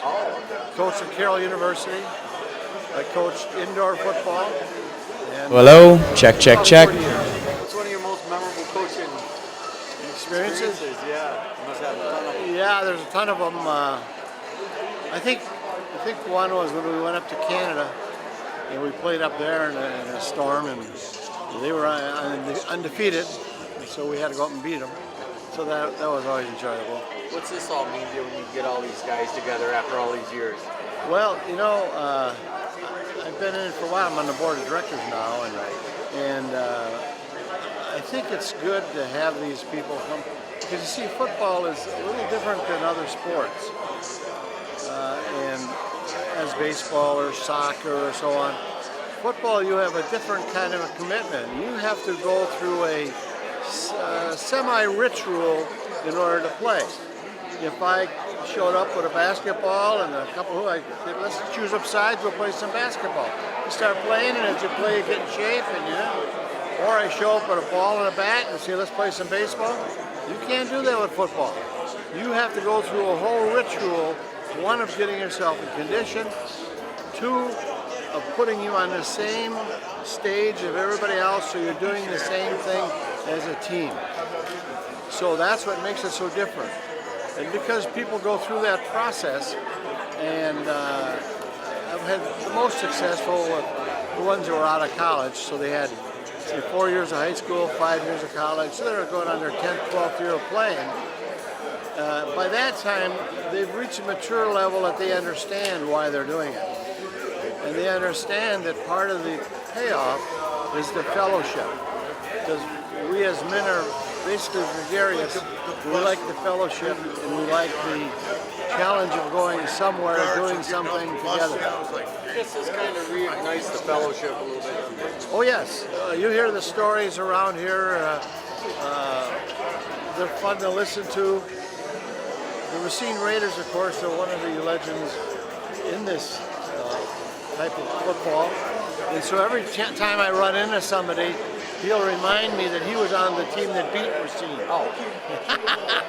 Because that was their goal in life, to always beat Racine. Are the stories the same as they used to be, or No. changed them? The fish get bigger. Yeah, they run faster, throw the ball further. Yeah. Thanks for your time. Okay, thank you. Appreciate it. Yeah, Very good. You ready? Yep, shoot. Name? Where are you from? I'm from Albany, New York, grew up in Pittsburgh, Pennsylvania. I played for the Maulers, I played for Hudson Falls Green Jackets back in the day, and went to college in Pennsylvania and played in high school in Pittsburgh.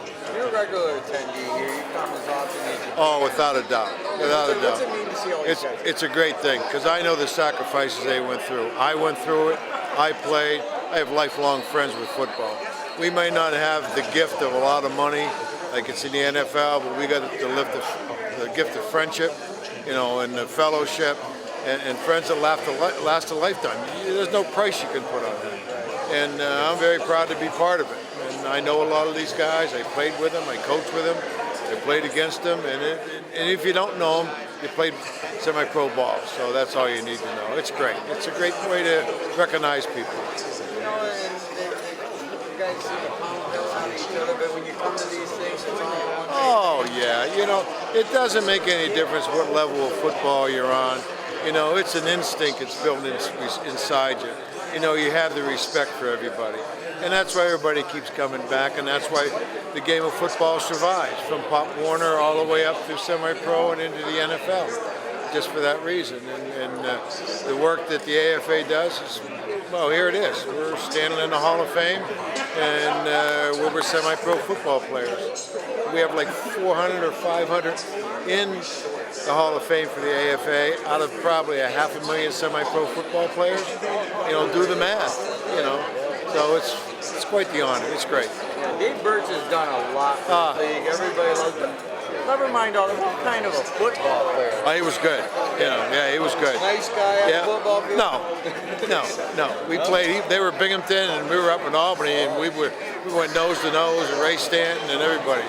Birchie did a great job. Of course, he had a great teacher too, in Ron Real. Ron Real was a tremendous man. He was a gentleman and knew the sport. So I go back with Ron Real when he worked for Pro Football Weekly magazine. And then he had an East-West All-Star game in Tad Gorley Stadium, which I was one of the coaches at. And that was 1980 or 81. So he's done a good job and passed the torch to Dave and everybody else, the board of directors, everybody. These guys give and ask for nothing in return. It's great. And guys like yourself, look at you. We're like growing old together, It's like family. But it's great. It's a great thing. It really is. I think it's super.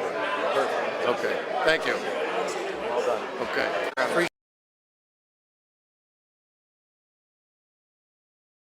Sorry? Oh, gee, I'm sorry.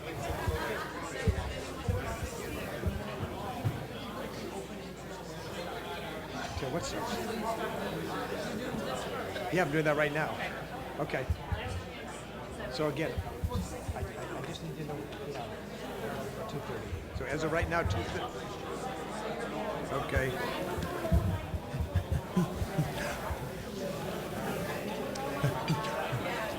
All right, why don't we go ahead and start? What are you bringing me? Okay. Just to give you an idea on the raffle tickets, the payout as of right this minute is going to be $230. So that's not bad. We're going to keep it open for just a few more minutes.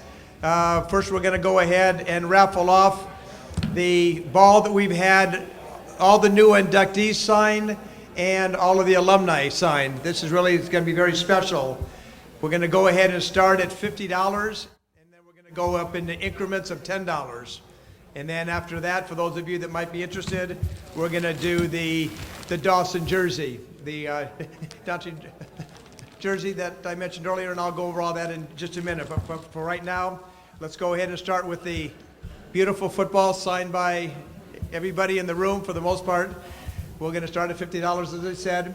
So who'll give me $50, $50, $50? Who'll give me $50, $50? Who'll give me $60, $60, $60? $60. Thank you very much. $70. We have $60. We look at $70, $70. Looking for $70, 70 cents. Thank you very much. $80, $80. 80. Thank you. Looking for $90, $90. $90, Jim? You don't have $90 to spare because I'm riding home with you. All right, $90, $100. Looking for $100, $100. We got, thank you very much, $110, $110. $110. We have $100 going once. $110. $100 going twice. Get a look around the room one more time. $110. $110 for the ball. 110. Nobody? Sold for $100. Thank you very much. Congratulations.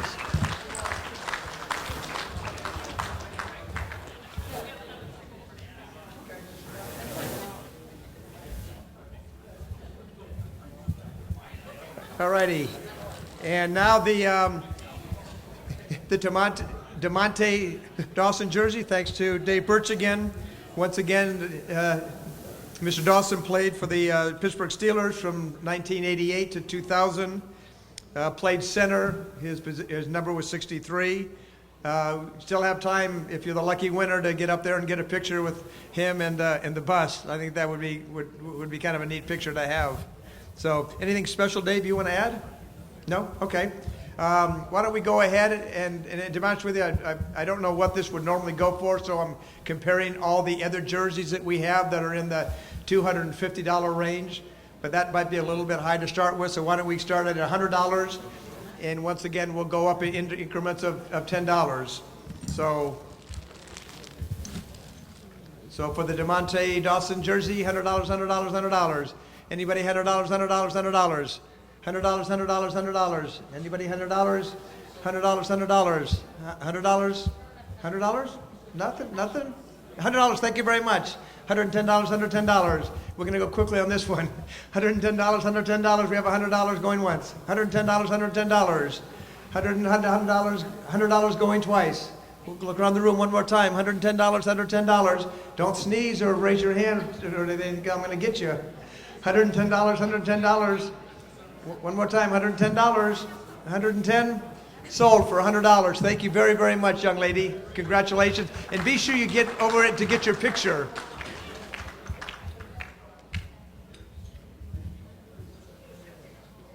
Shots of Jack. We are at another AFA Hall of Fame. What's it mean to get all these guys together? It's awesome. You know, right now this is probably, I think, the biggest huddle party that we've ever had. I think people every year get more and more excited about coming out here. It's a great place to have it happen. Again, just a hi and a shout out again to all our truly believe that streaming what Dave Birch has back at their accomplished homes. I'm sorry to miss you and wish you were here. We're having a great time. Steve, what's the data? Steve, Mr. Birch wants to know what the data is. 250? Okay, great. Good. All right.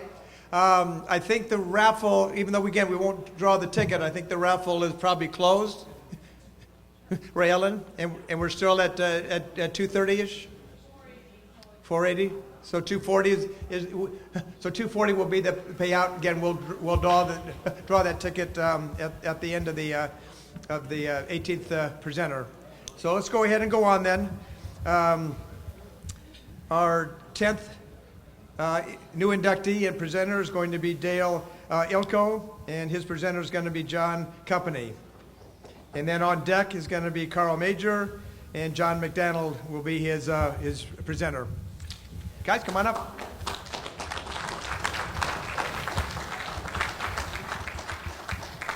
Thank you. Dave was saying we were ahead of schedule, so I guess I get the extra 15 minutes. Dale wanted me to say a few extra things about his accomplishment. All right, never mind. Well, I started playing with the Cleveland Falcons in 1980. In 1981, we had a running back that came out for the team, this gentleman over here, and the first play that was called was a I-38 orange sweep. You know the blocking scheme on that, Denny? Remember that? Sure you do. Now, in the huddle, Tony DeRazio, who happens to be a Hall of Famer, apparently give the instructions to him. I was a defensive back playing corner. Said, see number 10 over there? You need to take him out. So he came around the corner, and we have some differing stories on this. Matter of fact, we don't have any video, but at the time he said he drove me 20 yards downfield. And here it is now, 30 years later, it's 50 yards downfield. So he's also a fisherman too. So, but anyway, you don't want to be talking video with this guy, and if you are watching video or game film, you don't want to let him have the remote control. Because I will tell you this, he'll want to replay, oh man, watch me blow this defensive end up over here. Watch this linebacker on this blitz, man, I just knock him out. Or watch this move on this run. But I will tell you this, most of the time he was right. He was a heck of an addition as a running back to our team. As you can tell, he's in pretty good shape, can probably still play, and I know there's a lot of guys in this room that would love to throw the pads back on again.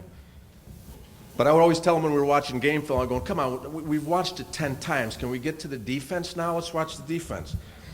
But like I said, he was usually right. He was a punishing blocker. He was a great runner. He's got a heart of a warrior. And it was no coincidence that around the time that he joined the Falcons that we went on a 29-game unbeaten streak and won 2 straight state titles.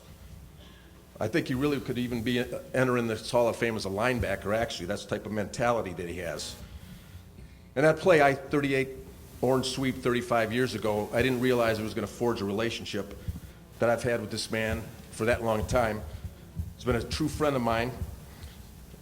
I love him like a brother. As a matter of fact, we've been seeing each other for so long, for 35 years, we kind of look alike. Jan last night, we walked in to grab some shirts, and first thing she said was, you guys brothers? But he's not a blood brother. He's a spiritual brother. He's a football brother. And now he's a Hall of Fame brother. Welcome to the class of 2017, Dale Ilko.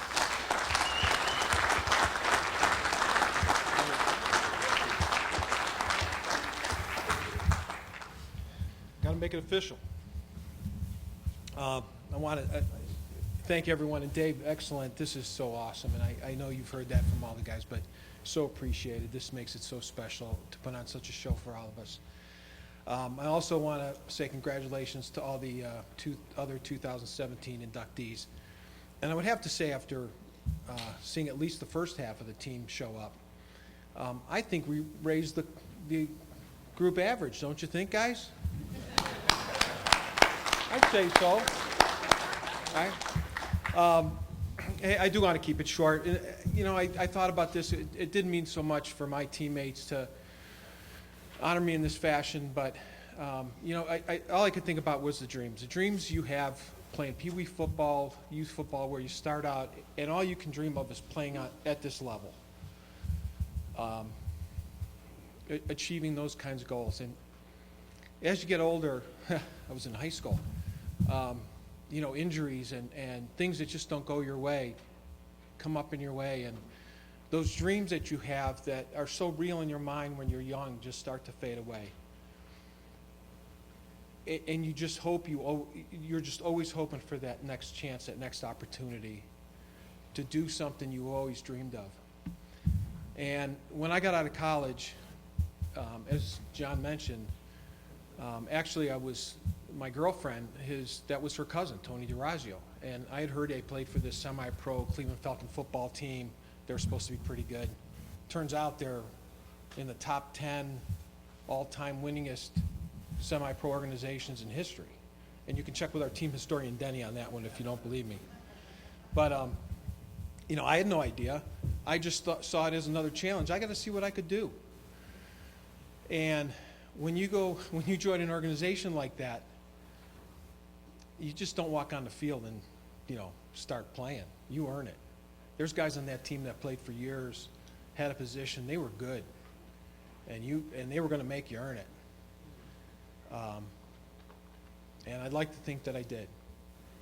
After it's all said and done, like John said, 29 at one time, 29 straight games, a couple championships, rated 4th in the nation for semi-pro football teams. I always wish we would have had that chance to play one of you guys at that time. Would have really looked forward to that. But it also gave me that opportunity to realize and complete some of those dreams because I was invited to a couple of NFL tryout camps. But at that time in my life, like everything else, things change. Family's coming along, the knees are giving out. I have 2 titanium knees now, and if you need a good orthopedist, I got the greatest in the world, okay? You know, if anybody would have told me at my age I could go and play softball with my boys, 20 and 30 years old, and the 3 of us are batting 3rd, 4th, and 5th in the order, I'd say you're crazy, but we are. And to experience life at this point and be blessed like that, a wonderful family, a mom and dad who supported me. Dad, I know Mom's in spirit here today, but your guys' support all those years was awesome. You were at every game. Love my kids. They're awesome. Just couldn't have been blessed any better than I have been all these years. And out of all that, out of all those dreams, the thing that came out of that I never realized would be there for me were the friendships I forged with my Falcon family.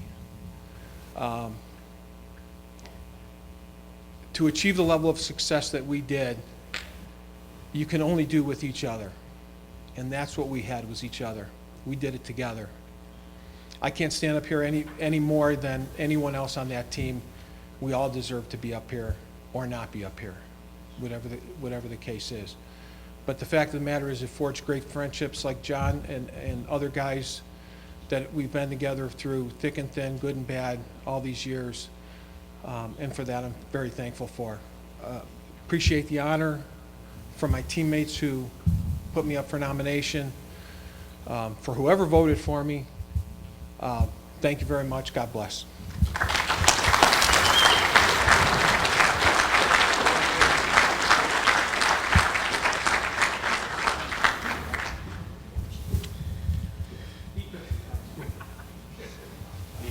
All right, our 11th, Carl Miner and I John. just want to say hi to all the friends. Johnny, get in here. Hang loose. Cheryl, hope you're watching. Krasner, Go Eagles. It's been a great opportunity. This is just the greatest thing in the world. I just love it. All friends here, family. So the hard work. Congratulations to the class of 2017. It's a great honor. And thanks to the AFA for putting on a tremendous event here. This really is incredible. The stories are phenomenal. I'm actually a pinch hitter tonight. Butch Keller, who was a class of '83, nominated Carl was to present him, but Carl called me last night about 10 o'clock and said, I got good news and bad news. Good news is there's a great meal waiting for you in Canton, but the bad news is you got to come and present me into the Hall of Fame. So I decided I would drive the 5 hours this afternoon and come in and present my good friend. The common denominator in this room is passion. Everybody in this room has passion, either about the game of football, which we all love, or the people that you're here tonight to support. You're passionate either about the game or the people. And my good friend, Carl, he and I coach high school football together. We've done it for the last 11 years. And he's the most passionate guy I know. Football runs through his blood. And I'm happy to present him as the newest member of the Hall of Fame. Thank you.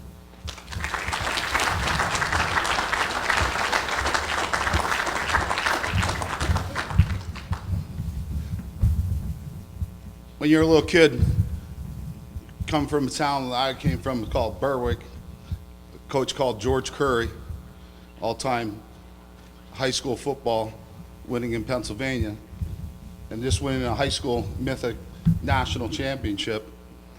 You have blood football running through you all the time.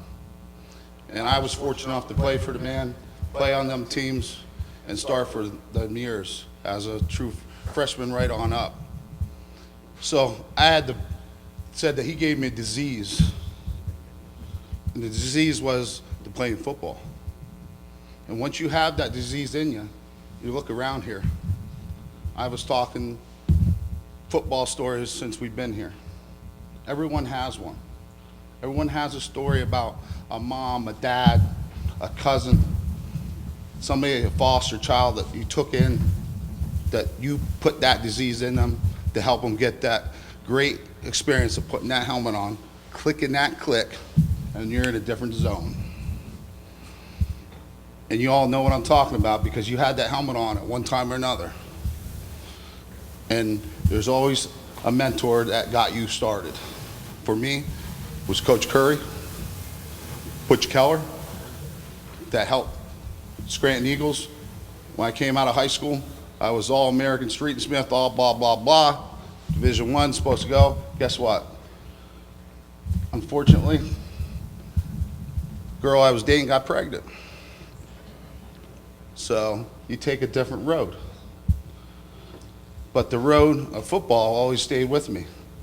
I got to play with the Scranton Eagles on 3 national championship teams, went back to college, played for a great university of Temple, got to play against some of the best Division I schools in the nation. Came out of there, played in Barcelona, Spain 2 seasons, started a business for 24 years because of the hard nose of the discipline of mentors that give us. You can do anything you want in this life. You can be knocked down, you can pull yourself up, and it all comes from playing, for me, the team sport of football. There might not be a guy you talk to for 10 years, but you went to war and you're in the trenches with them and you need something, you pick that phone up, they answer. They're your true friends, they're your true teammates, and gives you the passion to keep doing what you want to do. And I just want to thank the AFA, Dan, Dave, for giving me this opportunity, and all the owners. I owned the team for 2 seasons because I wanted to play. Cost me a lot of money, which probably to all owners, but you know what? It gave that opportunity back to the kids. Not everybody can be up on this wall, Joe Montana. Not everybody can't have their head up there. But there is great athletes, there are great football players out there that have the ability to play, but they had that road that happened. They had to work. They had a knee blown out. He was All-American, shoulder blown out. See ya, can't use you. I'll never forget being down in Florida. 1,500 guys showed up for a tryout for the Professional Spring Football League. How many guys remember that? This is what they did.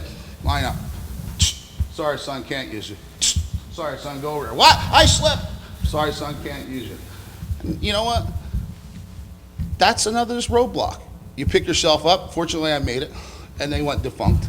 Steinbrenner pulled his money out. We all got kicked out of our hotel rooms down there. Ian Hollyfield from the Houston Oilers was my roommate. It was, that's just the stories that we have. But I just want to say they're great stories. I thank everybody. This is a great honor for me. Never thought I'd be here. A lot of guys I played with should be here. They will be here sometimes. And like I said, the bug's here. I could talk all night. Especially I get real passionate about football. And I just want to thank everybody. Thank you.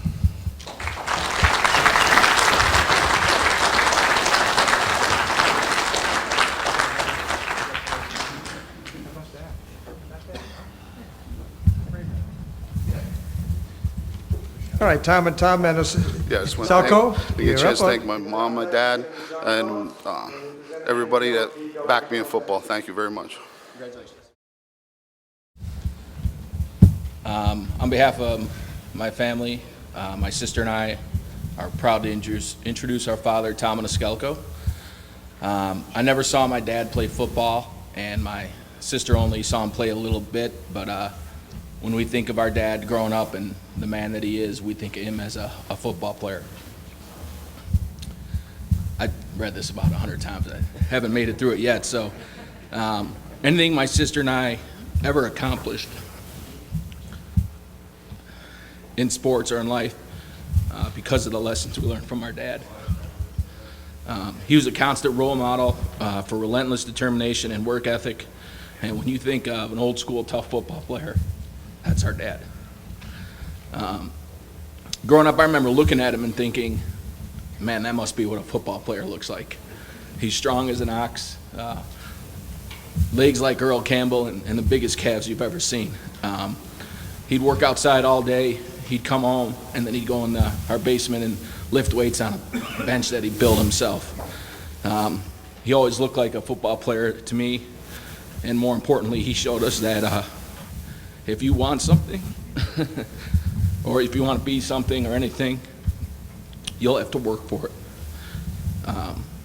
Football requires the ability to persevere in the face of extreme pain. That's our dad to a T. He's got 3 artificial hips, 3 hip replacement surgeries, an artificial knee, a multitude of other football injuries, and never heard a word about it, never complaining, no regrets. There was never, ever any whining or complaining in our house. I started playing full pad tackle football at age 6. Not a lot of kids do that anymore. And right from the beginning, my dad told me to be tough, be aggressive, and go out and kick the other kid's ass. And when my sister headed out to her first full-time job after college at age 22, my dad said to her, no matter what you do or where you work, don't ever let anybody push you around. And that's how a football player talks to his kids, and we loved it. As I grew up, my sport became hockey and my sister's tennis, but we played them both like football players. We were competition junkies, always ready to battle, and made sure to never be outworked, because that's what a football player does. Actually, the number one way that we shared football with our dad was watching the Chicago Bears and the Dallas Cowboys. Everybody remembers Walter Payton and Tony Dorsett, but we remember our favorite players were Matt Suey and Robert Newhouse, because our dad was a fullback. Our Sundays watching the Bears and the Cowboys included a lot of yelling and screaming, and one of our favorite memories was at the last minute of a Bears-Lions game, seeing a beanbag fly through the air, almost knock over one of our televisions, because Bob Thomas missed the last-second field goal, and the Bears lost. I thought it was so cool, and we still laugh about it today. As I finish up, my sister and I would like my dad to know that we're proud to be your son and daughter, and we owe our work ethic and any opportunities we've had in life to our football player dad and his teammate, my mom. This is the hard part. I'd also like everyone to know that our dad is a quiet man, a humble man, a good husband, a better dad, and the best grandpa. But mostly to me, my dad's a tough guy. He's a football player, and we all love him very much. So just like to present my dad, Tom Piscalco.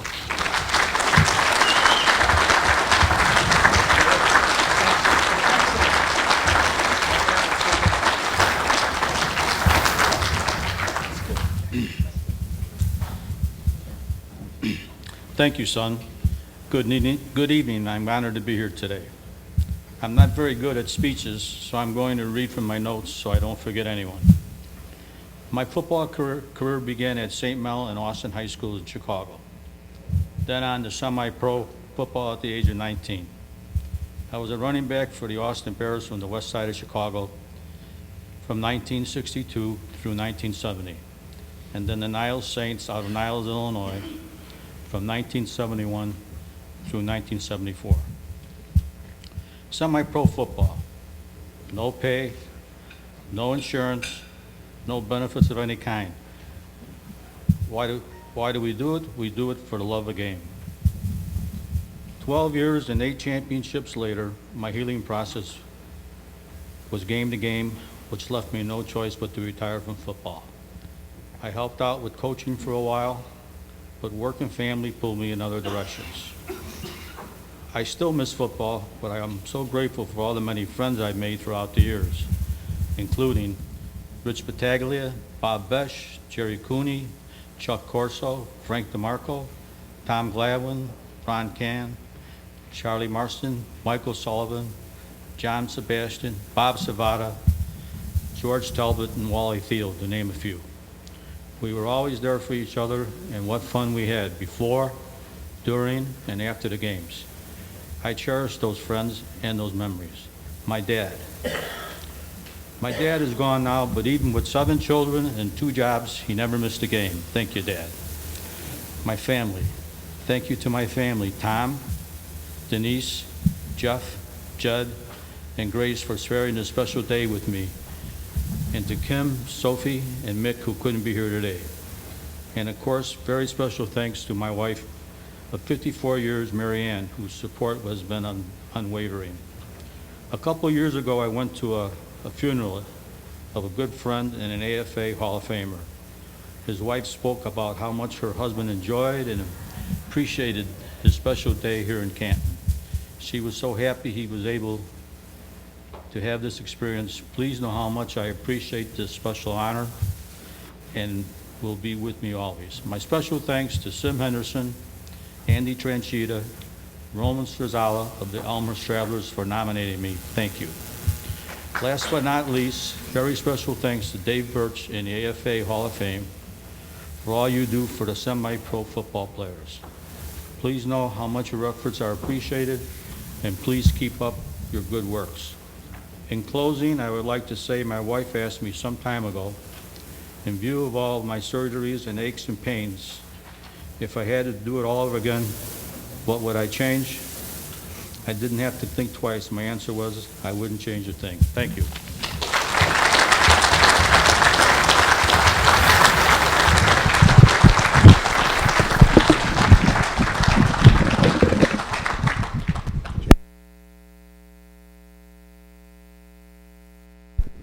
Change your batteries. Good. Got it? Great. All right, next up is going to be John Phillips, new inductee. He's going to be presented by Bill Alexander. And then on deck is going to be Larry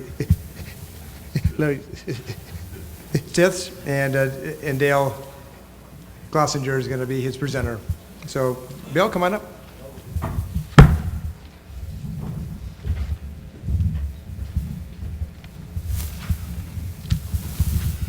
I was inducted in 2009, and it's really an honor to be one of you guys. Although my wife, she thinks that my relationship with football is a little more closely related to a addict's relationship with heroin, but I'm the one that played his last game when he was 52 years old. But John Phillips, in media and historian, it's a lot more than that. He was born outside of Spokane, Washington on a farm, and I wasn't. And he married his wife Debbie in '96, and she's one of the most tolerant women in the world. He's got two sons, Zachary and Anthony, 14 and 10. They're both black belts in Taekwondo and into scouting, so that's a good deal. And after high school, John went to WSU. Go Cougars. We're both Cougars. And from there, he was assistant quarterbacks coach at Pullman High School, right next to Washington State University. And then freshman offensive line coach in '91 at Shadle Park High School. '92, assistant coach and varsity stats at Sammamish High School. And the next, in '95, head coach, Sammamish High School. And where you know that he's one of those guys that, John, will you do this? Okay. That same year, later in the season, he was offensive coordinator for the Renton Chiefs in the Northwest Football League. In '95, he was assistant coach for the Renton Chiefs and stats and did the league meetings. '97, John was Northwest Football League's information, stats, website, and did the all-league team. He kept stats at games, and he collected film from other teams in the league, and then would do stats off the film, which is, we have somebody in our league like this. He created the WF Northwest Football League website and kept that going for a really long time. And he did individual photos of games, took video. He created the all-league ballots, which hadn't been done in a proper way up until then. And from '98 to 2008, he was the Northwest Football League's information officer. He was a treasurer, webmaster, video statistician, and did photos, photo clips, the whole 9 yards for the league. And in fact, in '98, the NWFL website was recognized as the best newsletter in the nation by minor league football. He developed a really complex way of taking defensive stats that made it really fair for everybody for the MVP league voting. I don't know how he ever did that. And he researched history of our Northwest Football League through newspapers and old writings and interviews and stuff, and put that together. He also acted as the intermediary between the Northwest Football League and other leagues for postseason play. And in 2009, he came on with the Snohomish County Vikings, the team that I was with, and until 2012, and he did our stats and video and of other teams also, and did the press releases and everything. And that's where I really got to know him. And all of you that have been around semi-pro football for a long time, you'll recognize the best quality that this man has, and that is when we clear that locker room on Saturday night late, he was the first one to say, "Where are we going after the game?" John Phillips.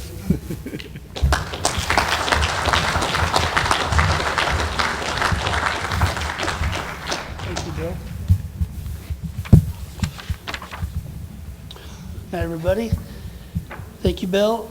This is a really great and humbling honor, especially for a fan who have barely played the game. There are a lot of people who helped me get me here. First and foremost, my wife Debbie, very supportive throughout this. Every Saturday during the summer, I was at a game. Sunday, I was watching film of other games, taking stats. Then we had national playoffs in the fall, trips to Marlborough, Massachusetts, Vancouver, Sarasota, Florida, where I first met Dave and Ron, Ogden, Utah, and Disney World twice. She supported me through all that, man. She supported me. She's at home watching, I hope. I need to thank all the team owners and coaches, without whom, I would not have games to schedule, film to shoot, stats to take, and the rest of the behind-the-scenes work necessary to make this all work. So owners, coaches, thank you for all your work. A big thank you to Wes, Tom Fisher, and Bill for making me part of the Snohomish County family. It's a very tight-knit bunch. A lot of fun hanging out with them. And finally, a big thank you to Dave Birch and posthumously Rod and Reel for their continued support of this level of football. Thank you, Dave. That's it.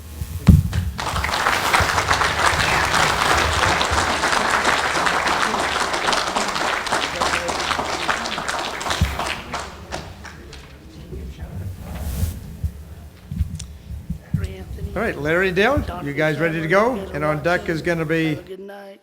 Go Cougs.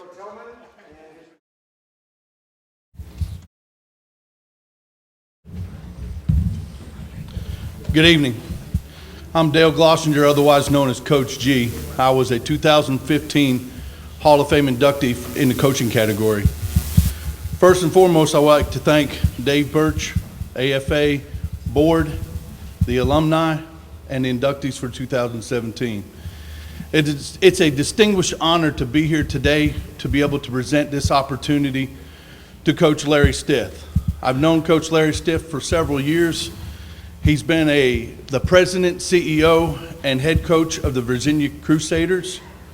The Virginia Crusaders, in 11-year span with the Mason-Dixon Football League, won 6 league championships, 5 national championships, over 140 wins, and 24 losses. One of the things that stands out the most with Coach Stith is his humbleness. A very humble guy, very passionate, not just about what his players do on the field, but what they do off the field. None of it would be possible, as most of us all in here know, as coaches, players, as it has been said earlier tonight, without the support of our family. As Coach Stith and myself, we've had rocks behind us. We've had a support group of our wives. Coach Stith wouldn't be the man he is without his wife, Letitia. He has 2 great daughters. He's had a great opportunity in the football world, both on and off the field. I've had a great opportunity to work with him with one of our other Hall of Fame inductees that was here to help put me into the Hall of Fame, John Burns, who is a 2014 Hall of Fame inductee, and at this present time, we all 3 coach together for American Football Events Team USA. And it's been a privilege to be able to take. I'm an Army veteran, John Burns is a Marine veteran, so there's a lot of times that the 2 rocks kind of clash, but the humble coach between us sets us straight. I'm honored and privileged, Coach Larry Stith.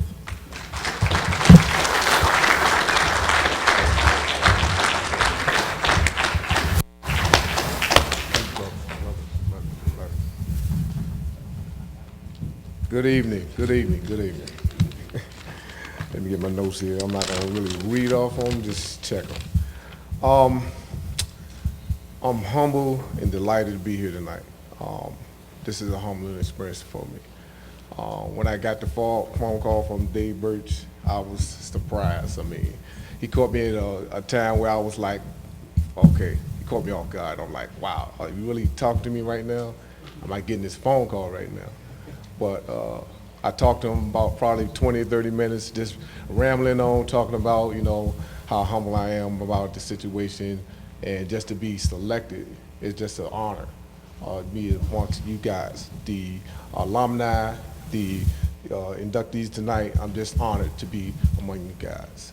I want to thank Dave Birch and AFA for selecting me, the committee board. Hats off to you guys. I appreciate you. I think of what you have done. I want to appreciate Coach G. Coach G, we like, that's my brother from another mother. That's right. Yeah, together, that's what we do. Yeah, Coach G, we met about 2015, and we came together, we clicked. It was just, we had the same ideas, and from there, he brought me on with Team USA, and I've been coaching ever since, and right now we are undefeated as Team USA. Yeah, but how do you think everybody has helped you along the way with this process? You don't have enough time, but I'm gonna give you a little bit. I want to thank my mother and father for instilling in me the ethics, the foundation, and what they brought to my life. They were on me when I was a child. I'm from the old school. I was raised from the old school. You had chores when you came home. You did your homework. You did what your dad and mom said. Back in the day. That's back in the day.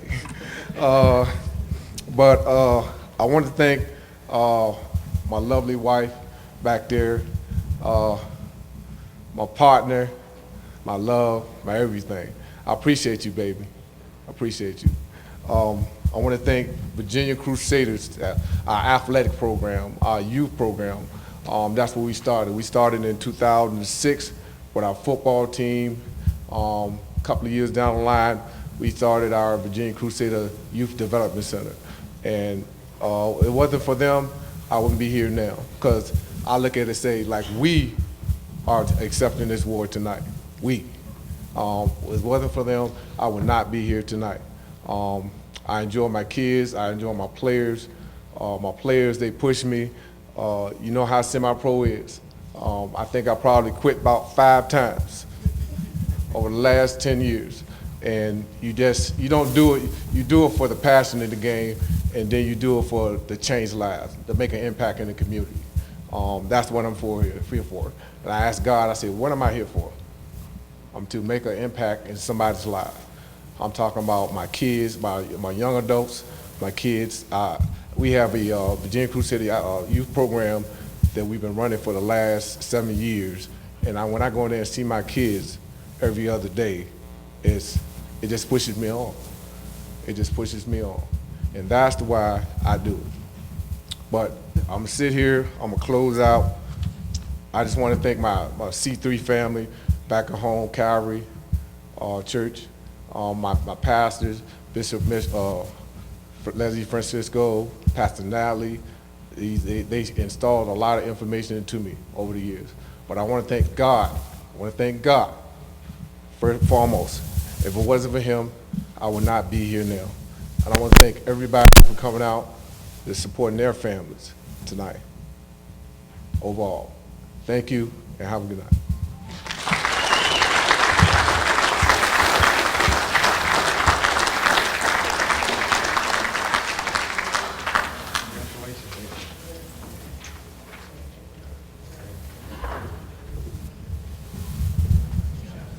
Troublemakers, definitely. I wish you could be here, family.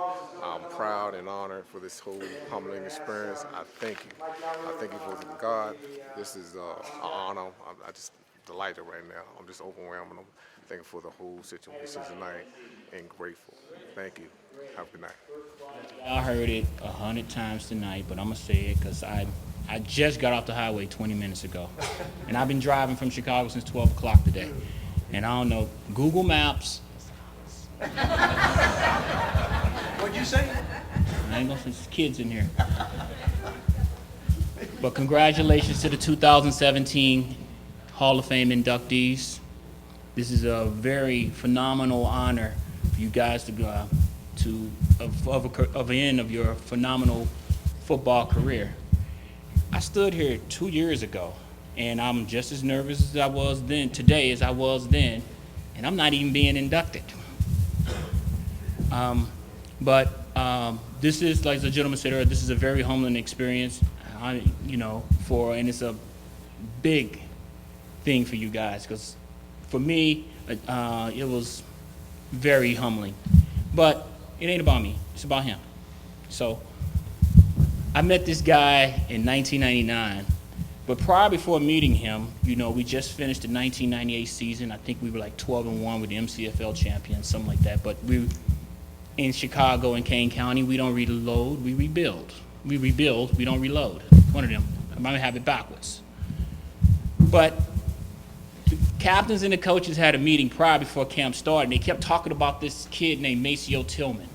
I'm like, who is Maceo Tillman? Oh, this defensive end. He's IBC. Like, what is IBC? And like, and they're talking over me, and I'm still asking this question in the coaches meeting. Hey, what is IBC? Illinois Benedictine College. I'm like, oh, that little school over there in Naperville. Okay, but hey, this guy got quick feet. He got a nose for the ball. He's a hard hitter. I'm like, yeah, you hear that every year, and every guy in here, you hear that when camp starts. You get guys that come out that look like and play like Jane.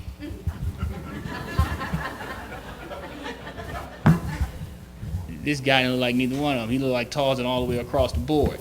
So, but anyway, first day of practice, full pass, and everybody who knows who ever played Kane County, we always run sweep right. Before I could come out of my three-point stand, this kid was already in the backfield. And I was like, wow, he do have quick feet. And I said, hey, I think he's jumping off the ball. I think he's offside. Rerun the play. So we run it again. I had to readjust myself. So that created the offset eye and not the full eye. So anyway, we run it again. And I see this kid coming, and I want to give him a shot. I'm a veteran. He's a rookie. I'm going to test him out. And I give him a hard whack. He stands me up and looks me dead in my eyes and say, with that raspy voice of his, and you'll hear it in a minute, dog, you need to come a little bit harder. I went back to the huddle. I said, hey, that Maceo kid for real. Now, I can't tell you, I'm going to tell you a couple things that I can say. I did have the honor of having 2 undefeated seasons with him and winning 2 national championships with him. But I can't tell you his stats. I can't tell you how many times he sacked the quarterback, how many tackles he had for losses. I can't tell you how many fumble recoveries he had, because they already know. That's why he's here. Because he was a great football player, just like you were, because that's why you're here. But with another thing I can tell you, he's a devoted husband to his wife, Tasha, my sister. He's a phenomenal father to his son. He's a mentor. He's a great leader. And I'm proud to have him as a good friend and a fraternity brother. Ladies and gentlemen, I want to introduce to you my brother, Maceo Tillman.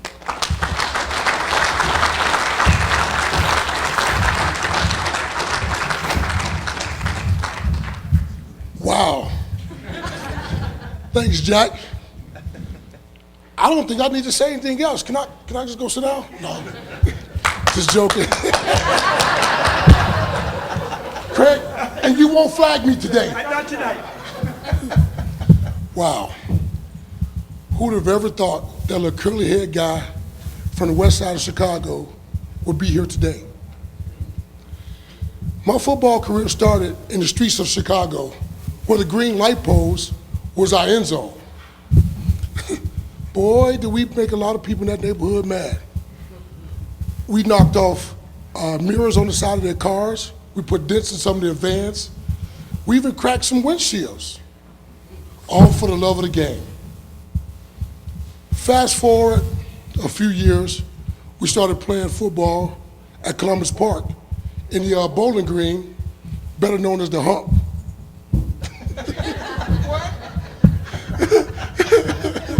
He threw a flag on me again. In the Bowling Green, better known as the Hump. It was called the Hump because there was a big hump in the middle of the field, which used to be used for the bowling ball return. Whew. Being that I was one of the youngest kids in the group, I was always chosen last for one of the football teams. Knowing how that felt, that losing feeling, that feeling of being last, I never want to feel that feeling ever again, ever. So that right there jump-started my PhD. Now, I know most of you guys might be thinking PhD as in some type of degree that I earned. No, I do have 2 master's degrees, but I'm not talking about a PhD. The PhD I'm talking about is pride, hustle, and desire. Pride, hustle, and desire is a burning feeling that I took with me throughout my entire career, through high school, through college, my very, very brief pro experience, arena ball, and semi-pro ball. Whew. Bear with me, guys. It is that feeling and the things that I did with that feeling is why I stand before you guys today. That made me the football player, father, husband that I am today. And I have a lot of people to thank for it. Too many people to name by name, but every teammate that I've ever had, every coach that ever coached me, I'd like to thank them. I'd like to thank AFA for nominating me to be a Hall of Famer. It's a great honor. It's a privilege. And I especially like to thank the Canton County Eagles, because without them, there's no me. Again, too many people to name.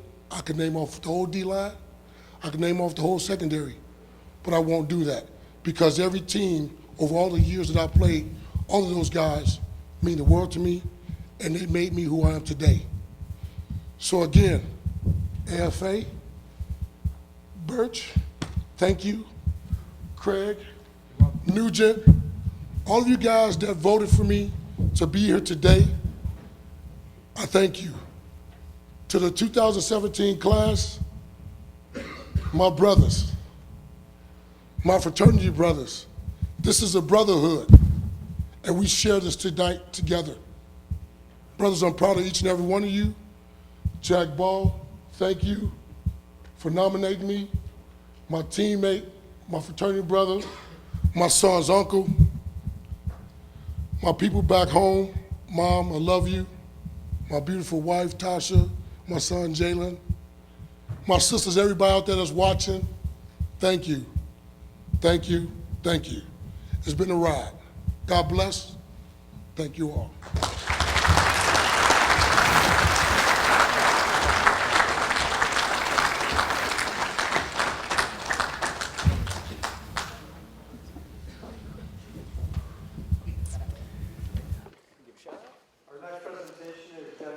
Van Buren, stand up. Canton County Eagles, we here, baby. Benedictine, Benny Hawkins, Sean McMillan, Coach Caps. Hey, I'm here, man. You guys helped me get this.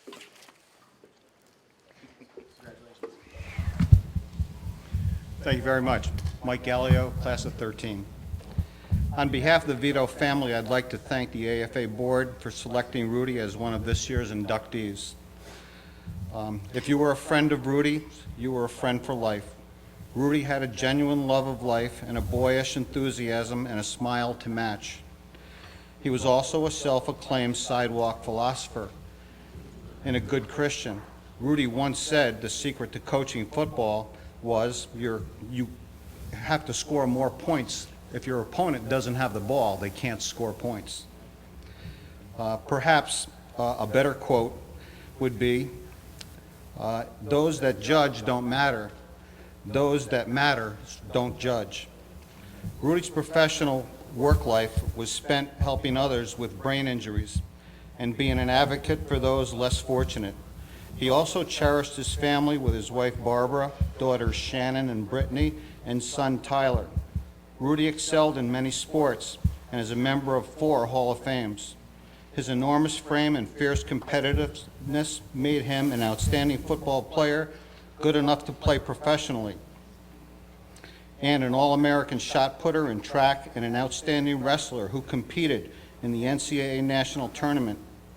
He transferred those lessons he learned in his athletic endeavors to both his personal and professional life, and was an All-American there also.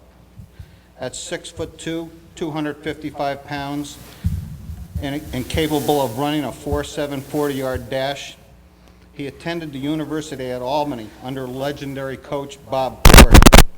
Rudy was actually cut from the team in his second year after missing a practice. He's the best football player on the squad, and I cut him. It was the best thing I ever did, Ford said. Vito didn't know what to think. I was in shock, he said. Okay, I'll be fine. He's going to let it go. He didn't. I just wasn't thinking things through well. I had to change.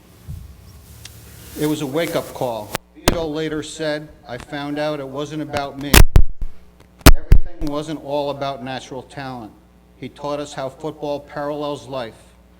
Out of college, Rudy signed as a free agent by the New England Patriots.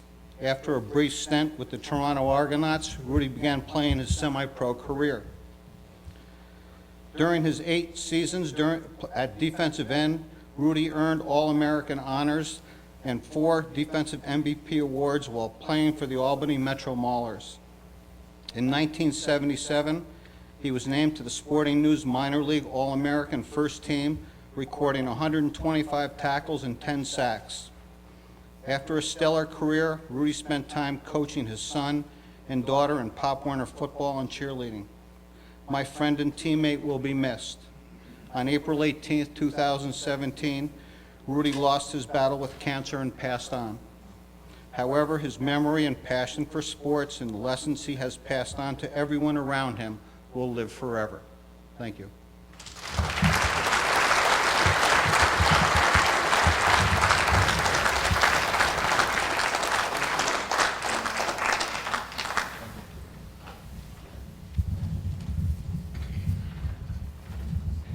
We're getting there, everybody. Our 17th induction is going to be Ernest Williams, and his presenter is the famous Tommy Robinson.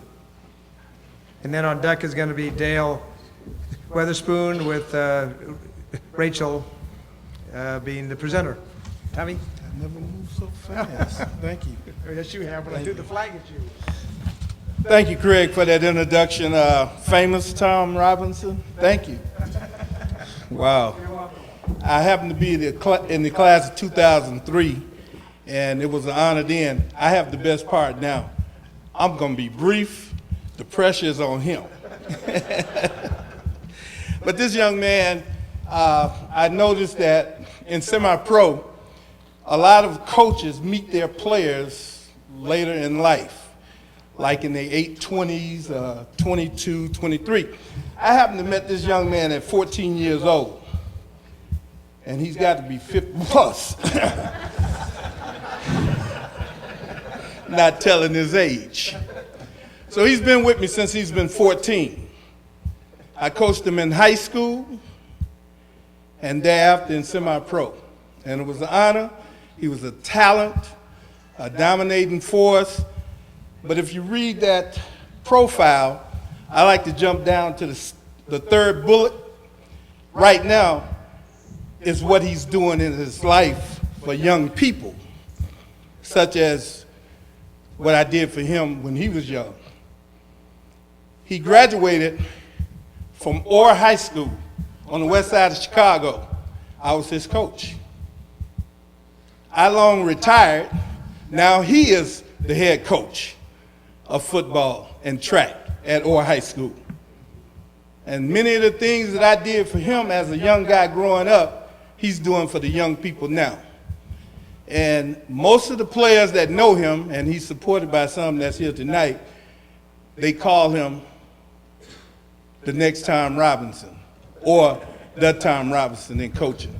And I laugh every time I go see him coach because he's saying and doing and acting as crazy as I did now.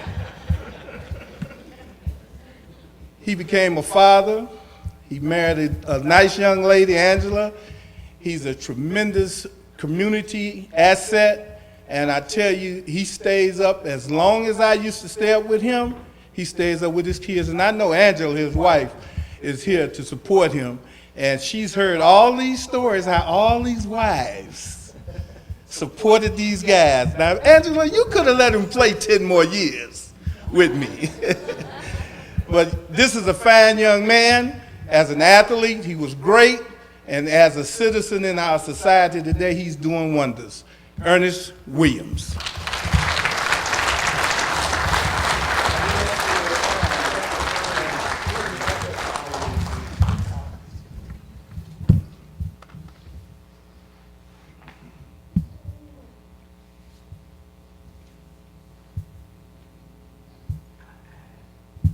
Sorry for the delay. Good evening. And it's an honor and a privilege to be inducted into the 37th class of the American Football Association. And I would like to thank my coach, Tom Robinson. Excuse me.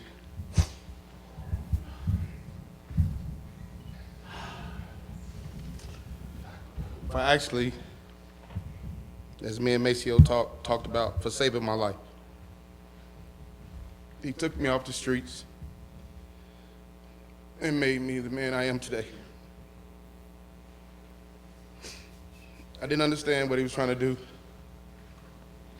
in the beginning, but now I do.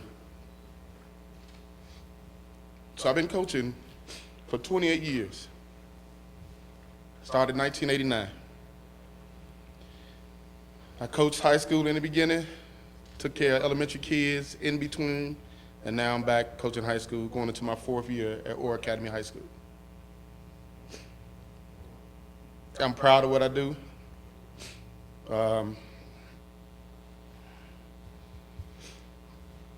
I also would like to thank my players, my teammates, my friends, my brothers, because without them, it wouldn't be Ernest Williams.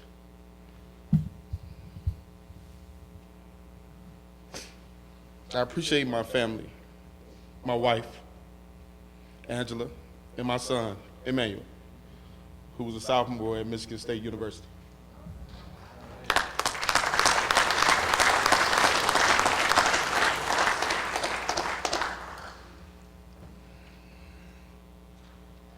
And also my extended family and my friends for being so supportive of me, pursuing my football career.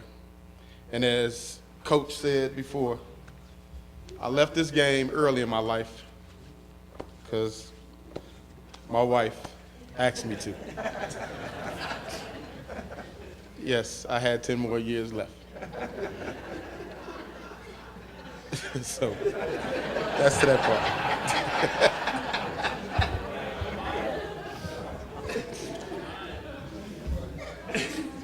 You know, it's a lot I could say, but at this moment I'm so proud, and I want to thank Dave Birch for calling me. I was walking off the track field, and I received a call. I said, this call is from New York. And when I received the call, he said, hello, is this Ernest? I said, yes. Ernest Williams? I said, yes. And I said, I just paused. I said, in your name? He told me the Dave Birch. I knew the name. And I said, how can I help you? He said, well, you're being inducted. I just dropped the phone almost. When I picked it up, he said, hello, hello, hello, do that. I said, yes, I'm here. I'm here. And that was one of the proud moments of my football career. And then it didn't set in until I actually walked through those doors and the young lady at the table put the name tag over my neck, on my neck. But in closing, I'm especially thankful to the American Football Association for accepting my nomination and inducting me into the Semi-Pro Hall of Fame. I would do my best to continue living up to the expectation of a Hall of Fame. Thank you.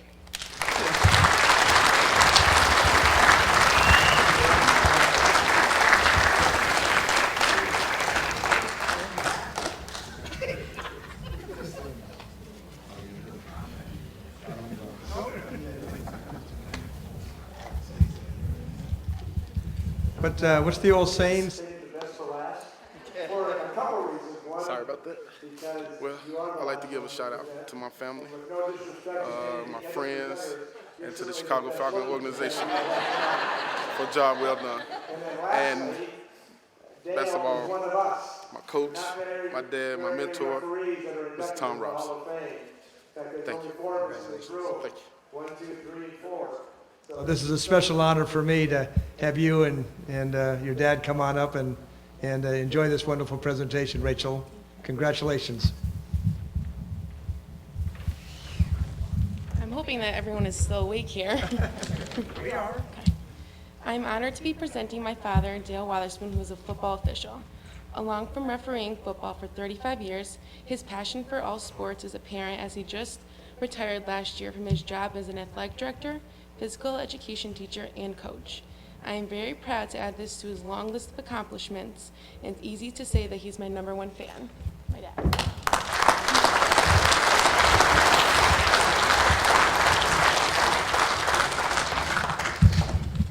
Okay, first I'd like to thank Rachel for obviously being the shortest induction speaker tonight. And I also like to thank her for the nice induction and just tell her how much I love her.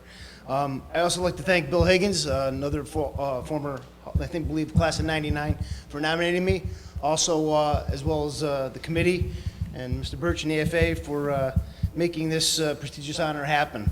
I'd also like to congratulate all the other members that were honored this evening, past and present, and their families.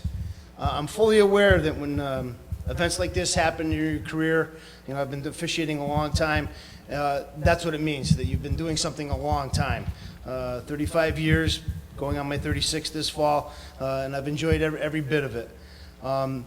There's many officials that I need to recognize that helped me become better as a referee, but mostly become friends, brothers, and families. I know the football community, I played high school football, but I know that the brotherhood of football is about family, friends, and that camaraderie, and it's the same with referees. Some of the gentlemen I would like to mention quickly: Joe Cowell, Mike Aquino, Sandy Brousseau, Joe Mosley, Fritz Brownell, Joe Chuati, just to name a few. I know there's many others that I'm forgetting about or don't have the time to list, so I'd like to thank all that I've worked with over the years. Semi-pro football can be tough, frustrating, and yes, even fun at times to work. It seems at the end of a Saturday night when we stop out for a sandwich or a soda or whatever, we always question why we do this. Why did we just do that? And by the end of the night when we're leaving, we go back and it's the same thing. It's where are we going next week? Where are we traveling to? Where are we going to meet? Next Saturday, it's the same thing. Why did we do that again? And that's 30-something years of the same thing, but it's been enjoyable. It really has. It's allowed me to travel to some great places in the Northeast. We have had some interesting fields and facilities to deal with in the league. And I remember we worked the field that had portable lights only 15 or 20 feet tall. So if you can imagine punts or long passes where the ball goes out of sight for a while and you just kind of wait for it to come back down. A field where the insects were so bad one evening that we literally could not see across the field and see the sideline or anybody on the other side of the field. Not to mention working some games in Canada where they have the 55-yard line, which I never understood anyway. And I also never understood why it took us only 5 hours to get to Montreal, but 12 hours to get home. But that's a story for another time. My daughter is present.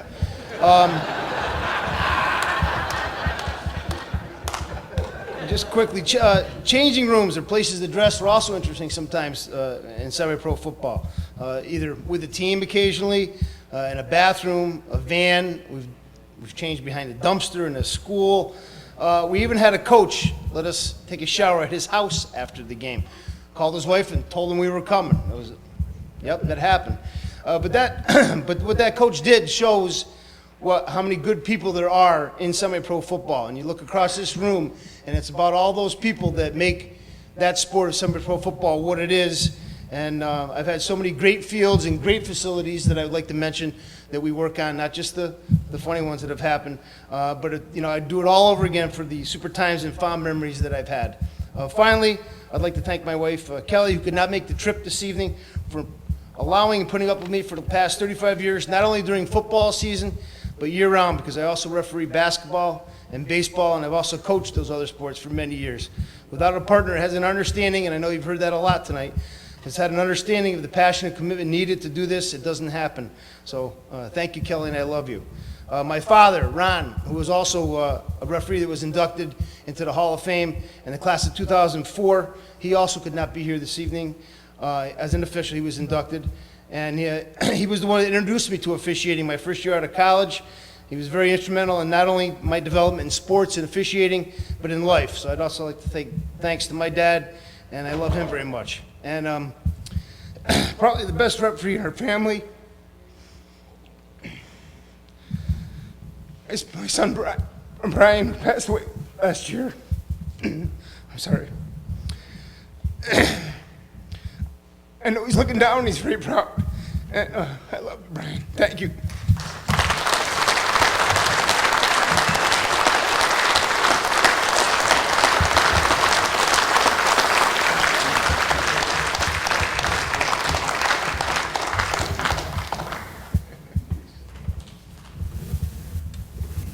So what do you think, everybody? Was that good? Shout out to Naughty Pine Peckhams and Christy Izo if she's still watching. As we did after the first 9, let's go ahead and do after the second 9. All of the new Hall of Fame inductees, would you please stand so we can give you your praise and your glory and your acknowledgement that you all deserve. Congratulations.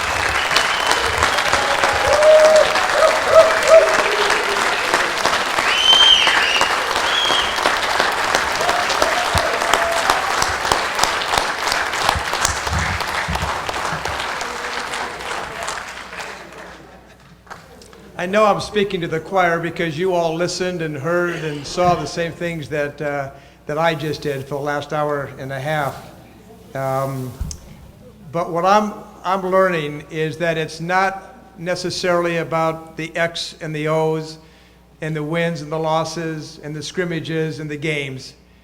It's about the relationships that every one of you have demonstrated, and their mentoring, taking kids out of difficult situations and bringing them into your own camp and making them better. And it's just a wonderful feeling that this game of ours, that is football, but it's so beyond that, it's just remarkable.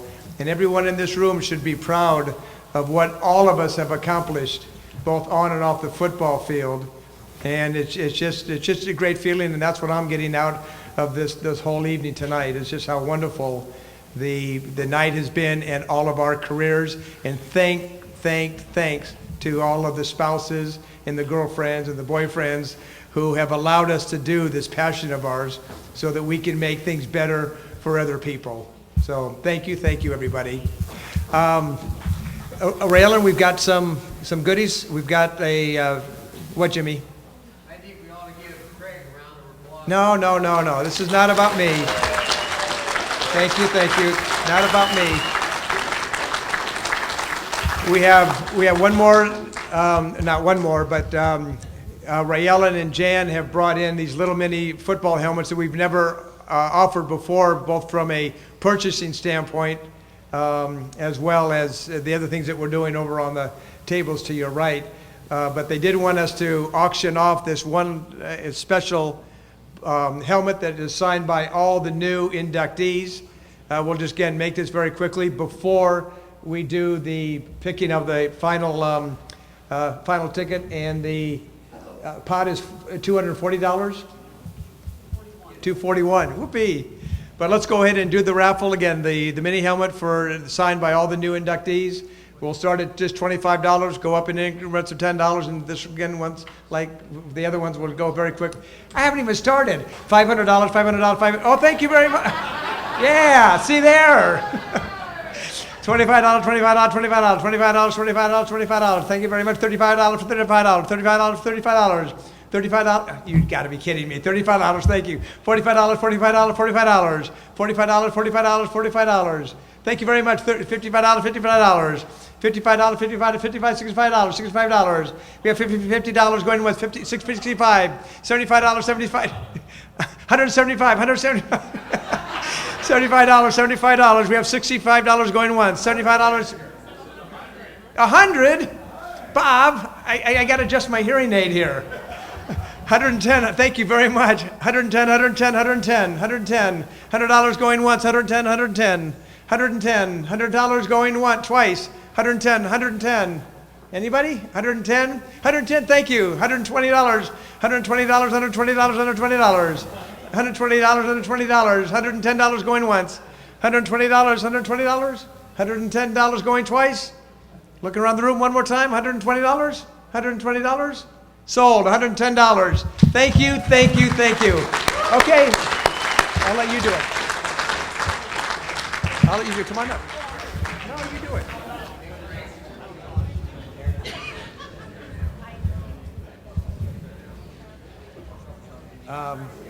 Okay.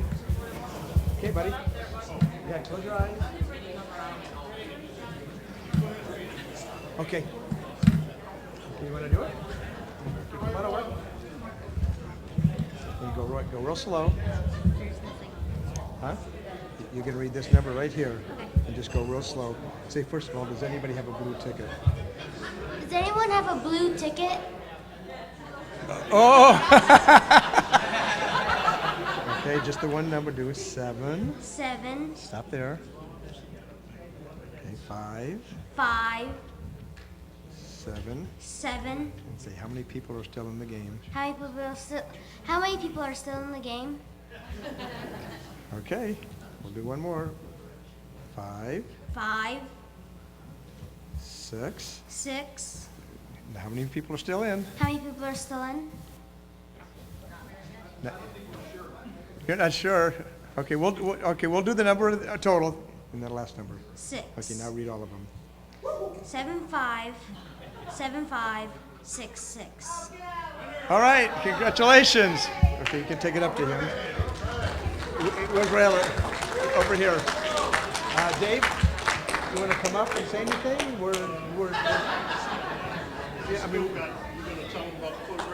Yeah, I'm going to do that, but I didn't know if you wanted to say thanks to the internet folks. Oh, yeah.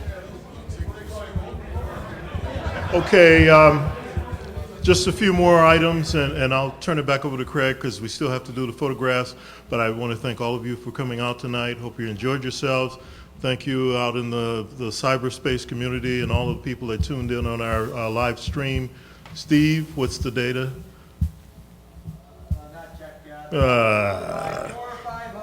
Okay, that's good. Okay. And we're going to be here, same place again next year, the same period of time in June. So again, thank you all for coming out. And Craig, thank you for keeping us on schedule. You're welcome. You were within 1 minute. Okay. All right. Thank you. Okay, as Dave said, now it's going to be paparazzi time. Get your cameras out. What? Oh, okay. We're going to need a little bit of help because we're going to do everything to your left, but we're going to need to move this table to your... It's awesome. You know, right now this is probably, I think, the biggest huddle party that we've ever had. I think people every year get more and more excited about coming out here. It's a great place to have it happen. And I truly believe that what Dave Birch has accomplished the last few years getting it in here was a huge step for everybody that does get inducted. They enjoy the weekend. You know, they come in on Wednesday or Thursday and they stay through to Saturday. And it's just a great event. It brings a lot of the guys back together. They just haven't seen each other. Come out each other on the field when they get here. I met one of the gentlemen that will be getting inducted from the Albany area tonight, and Tommy Manning's the one that's being his speaker.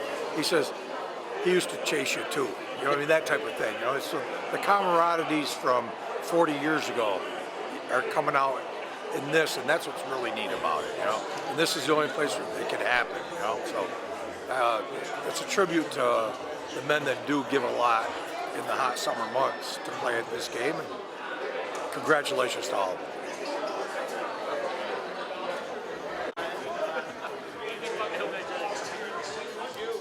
My name is Robert Beckwith. I'm from Boston, Massachusetts, Charlestown, as a matter of fact. So who did you play for and how long ago? I played in the Boston Senior Park League back in the 70s, in the 1970s, for the Charlestown Townies. It's the Boston Senior Park League, and I have a lot of my teammates right here with me, and one of my coaches as well. sitting at the table right over here.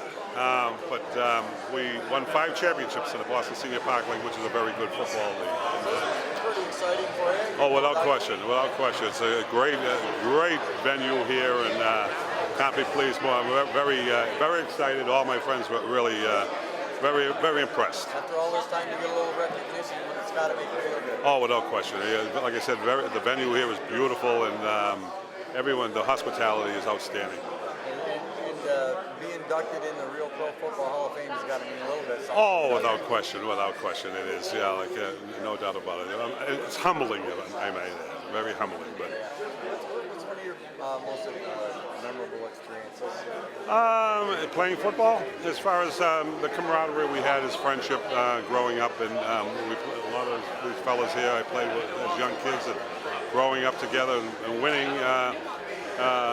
We won a triple overtime championship game in Boston with a rival team against us. So that was in 1975, which stands out. That was one of the highlights of our career. What do you got to say for the AFA having an event that allows you guys to get back together? Oh, whoever started this is fantastic. Dave Birch has been overwhelming. Like the way it's all produced and managed. It's very impressed. I'm very impressed. Thank you. Thank you. Got the distinct honor of giving a man that was a kicker for the Watertown Red and Black for 6-7 seasons. He holds all the records, but the longest field goal, which he was close to getting many, many times. It is a true honor to give this man a Hall of Fame ring for the class of 2017. Scott Ford, this is for you. Scotty Ford, congratulations. Thanks, Coach. I appreciate it. I really do. And thank you for all you've done for me in my career, and some of the guys I got to play with that have been here before me. And I can't thank you enough. It's a great honor. And forever I'll be here in Canton with my coach. And we look forward to the next couple days and hanging out with all the other inductees. And I'm humbled and very honored. I appreciate it, Coach. Congratulations. Thank you. True Hall of Famer. And Steve, what do you want to do?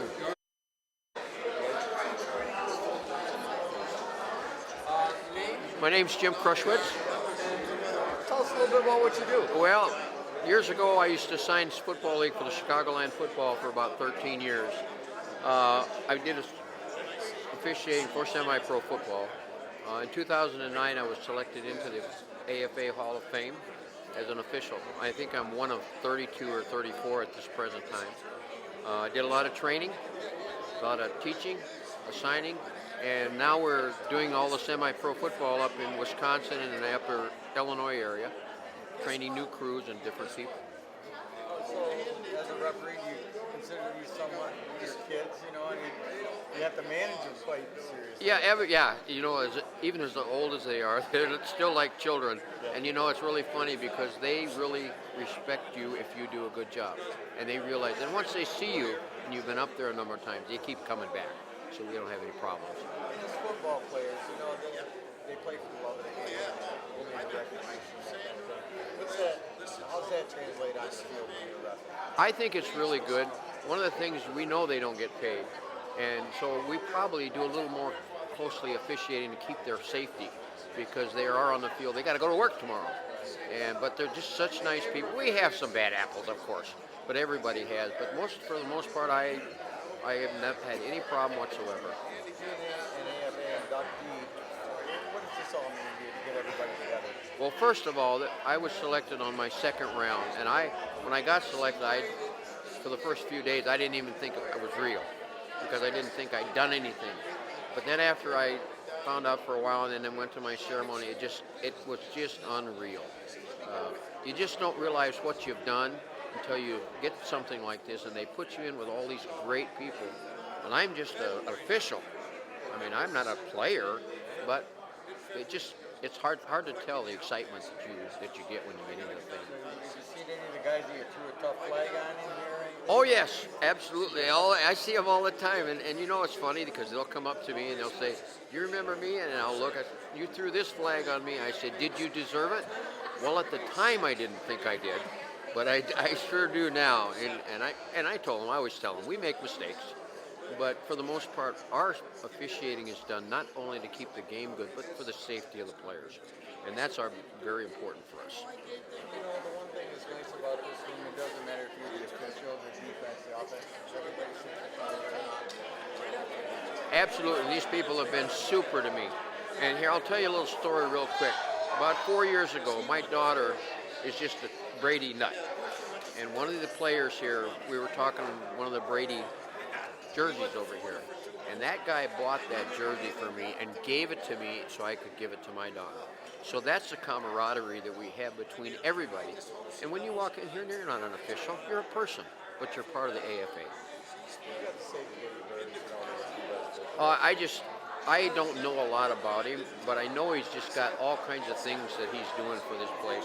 And he works behind the scenes hours and hours and hours. We probably can't even imagine it because we don't know. But yes, he does a super job. And he took over right after the passing away and has just kept this thing running. Okay? Sure. State your name and who you played for. My name is Jim Nugent, and I was originally inducted because of the coaching and organizational part rather than as a player. I definitely was a player, but I had started the DuPage Eagles and with a nice relationship with Ron Rio, and I'm kind of delighted. Our biggest claim to fame as the DuPage Eagles is that we're the only one on his national champions that had back-to-back years.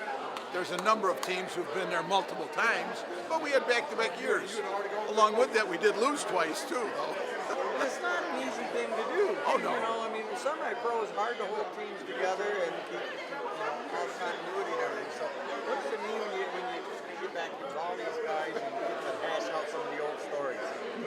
I enjoy, like just a few minutes ago, Frank DeMarco came up to me, and Frank made a big deal just sharing with Craig Ochoa. He said, "This guy was my opponent, was the enemy, and he nominated me to be here."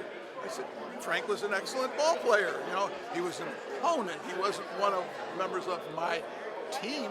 He's a quality player. He belongs in the Hall of Fame." So, as let's say the charter member of the AFA inductees, what do you tell the new guys coming in and what it means? It's a pleasure to watch the guys they're just so delighted and so honored to be inducted into the Hall of Fame. It's just a pleasure to watch, and I encourage any of them, please continue, support the organization, reach out to others who are deserving of this accolade as well. You know, you got in as a coach, and that's got to be, I mean, most of these guys got in because of their physical ability, but you got in because of your mentoring abilities. And how many people, how does it feel to hear you were able to affect them and win? I enjoy looking because there's a lot of guys who have been inducted over the years who were players that played for me. I did play for a long time. I wasn't a great player, but I had nice success coaching-wise. But I had success coaching-wise because I had good players and I had good coaches. It was fun in that regard, and it's wonderful to see these guys get the recognition that they worked so hard for years ago. Was there one player that you got to finally? You knew he was in there, you were able to draw it out. I'm delighted in this group here with Rob Hunt, this year's. Rob, left-handed quarterback.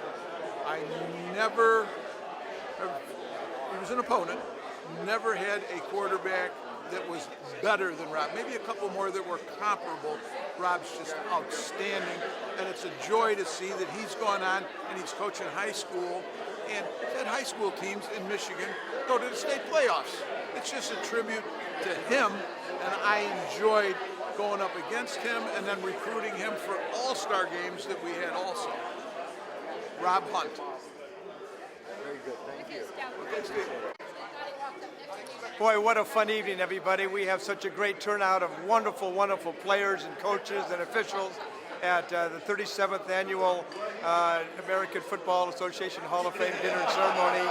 And tonight you're going to be meeting a lot of those players and coaches and officials and they're going to be talking about the stories that you just won't believe.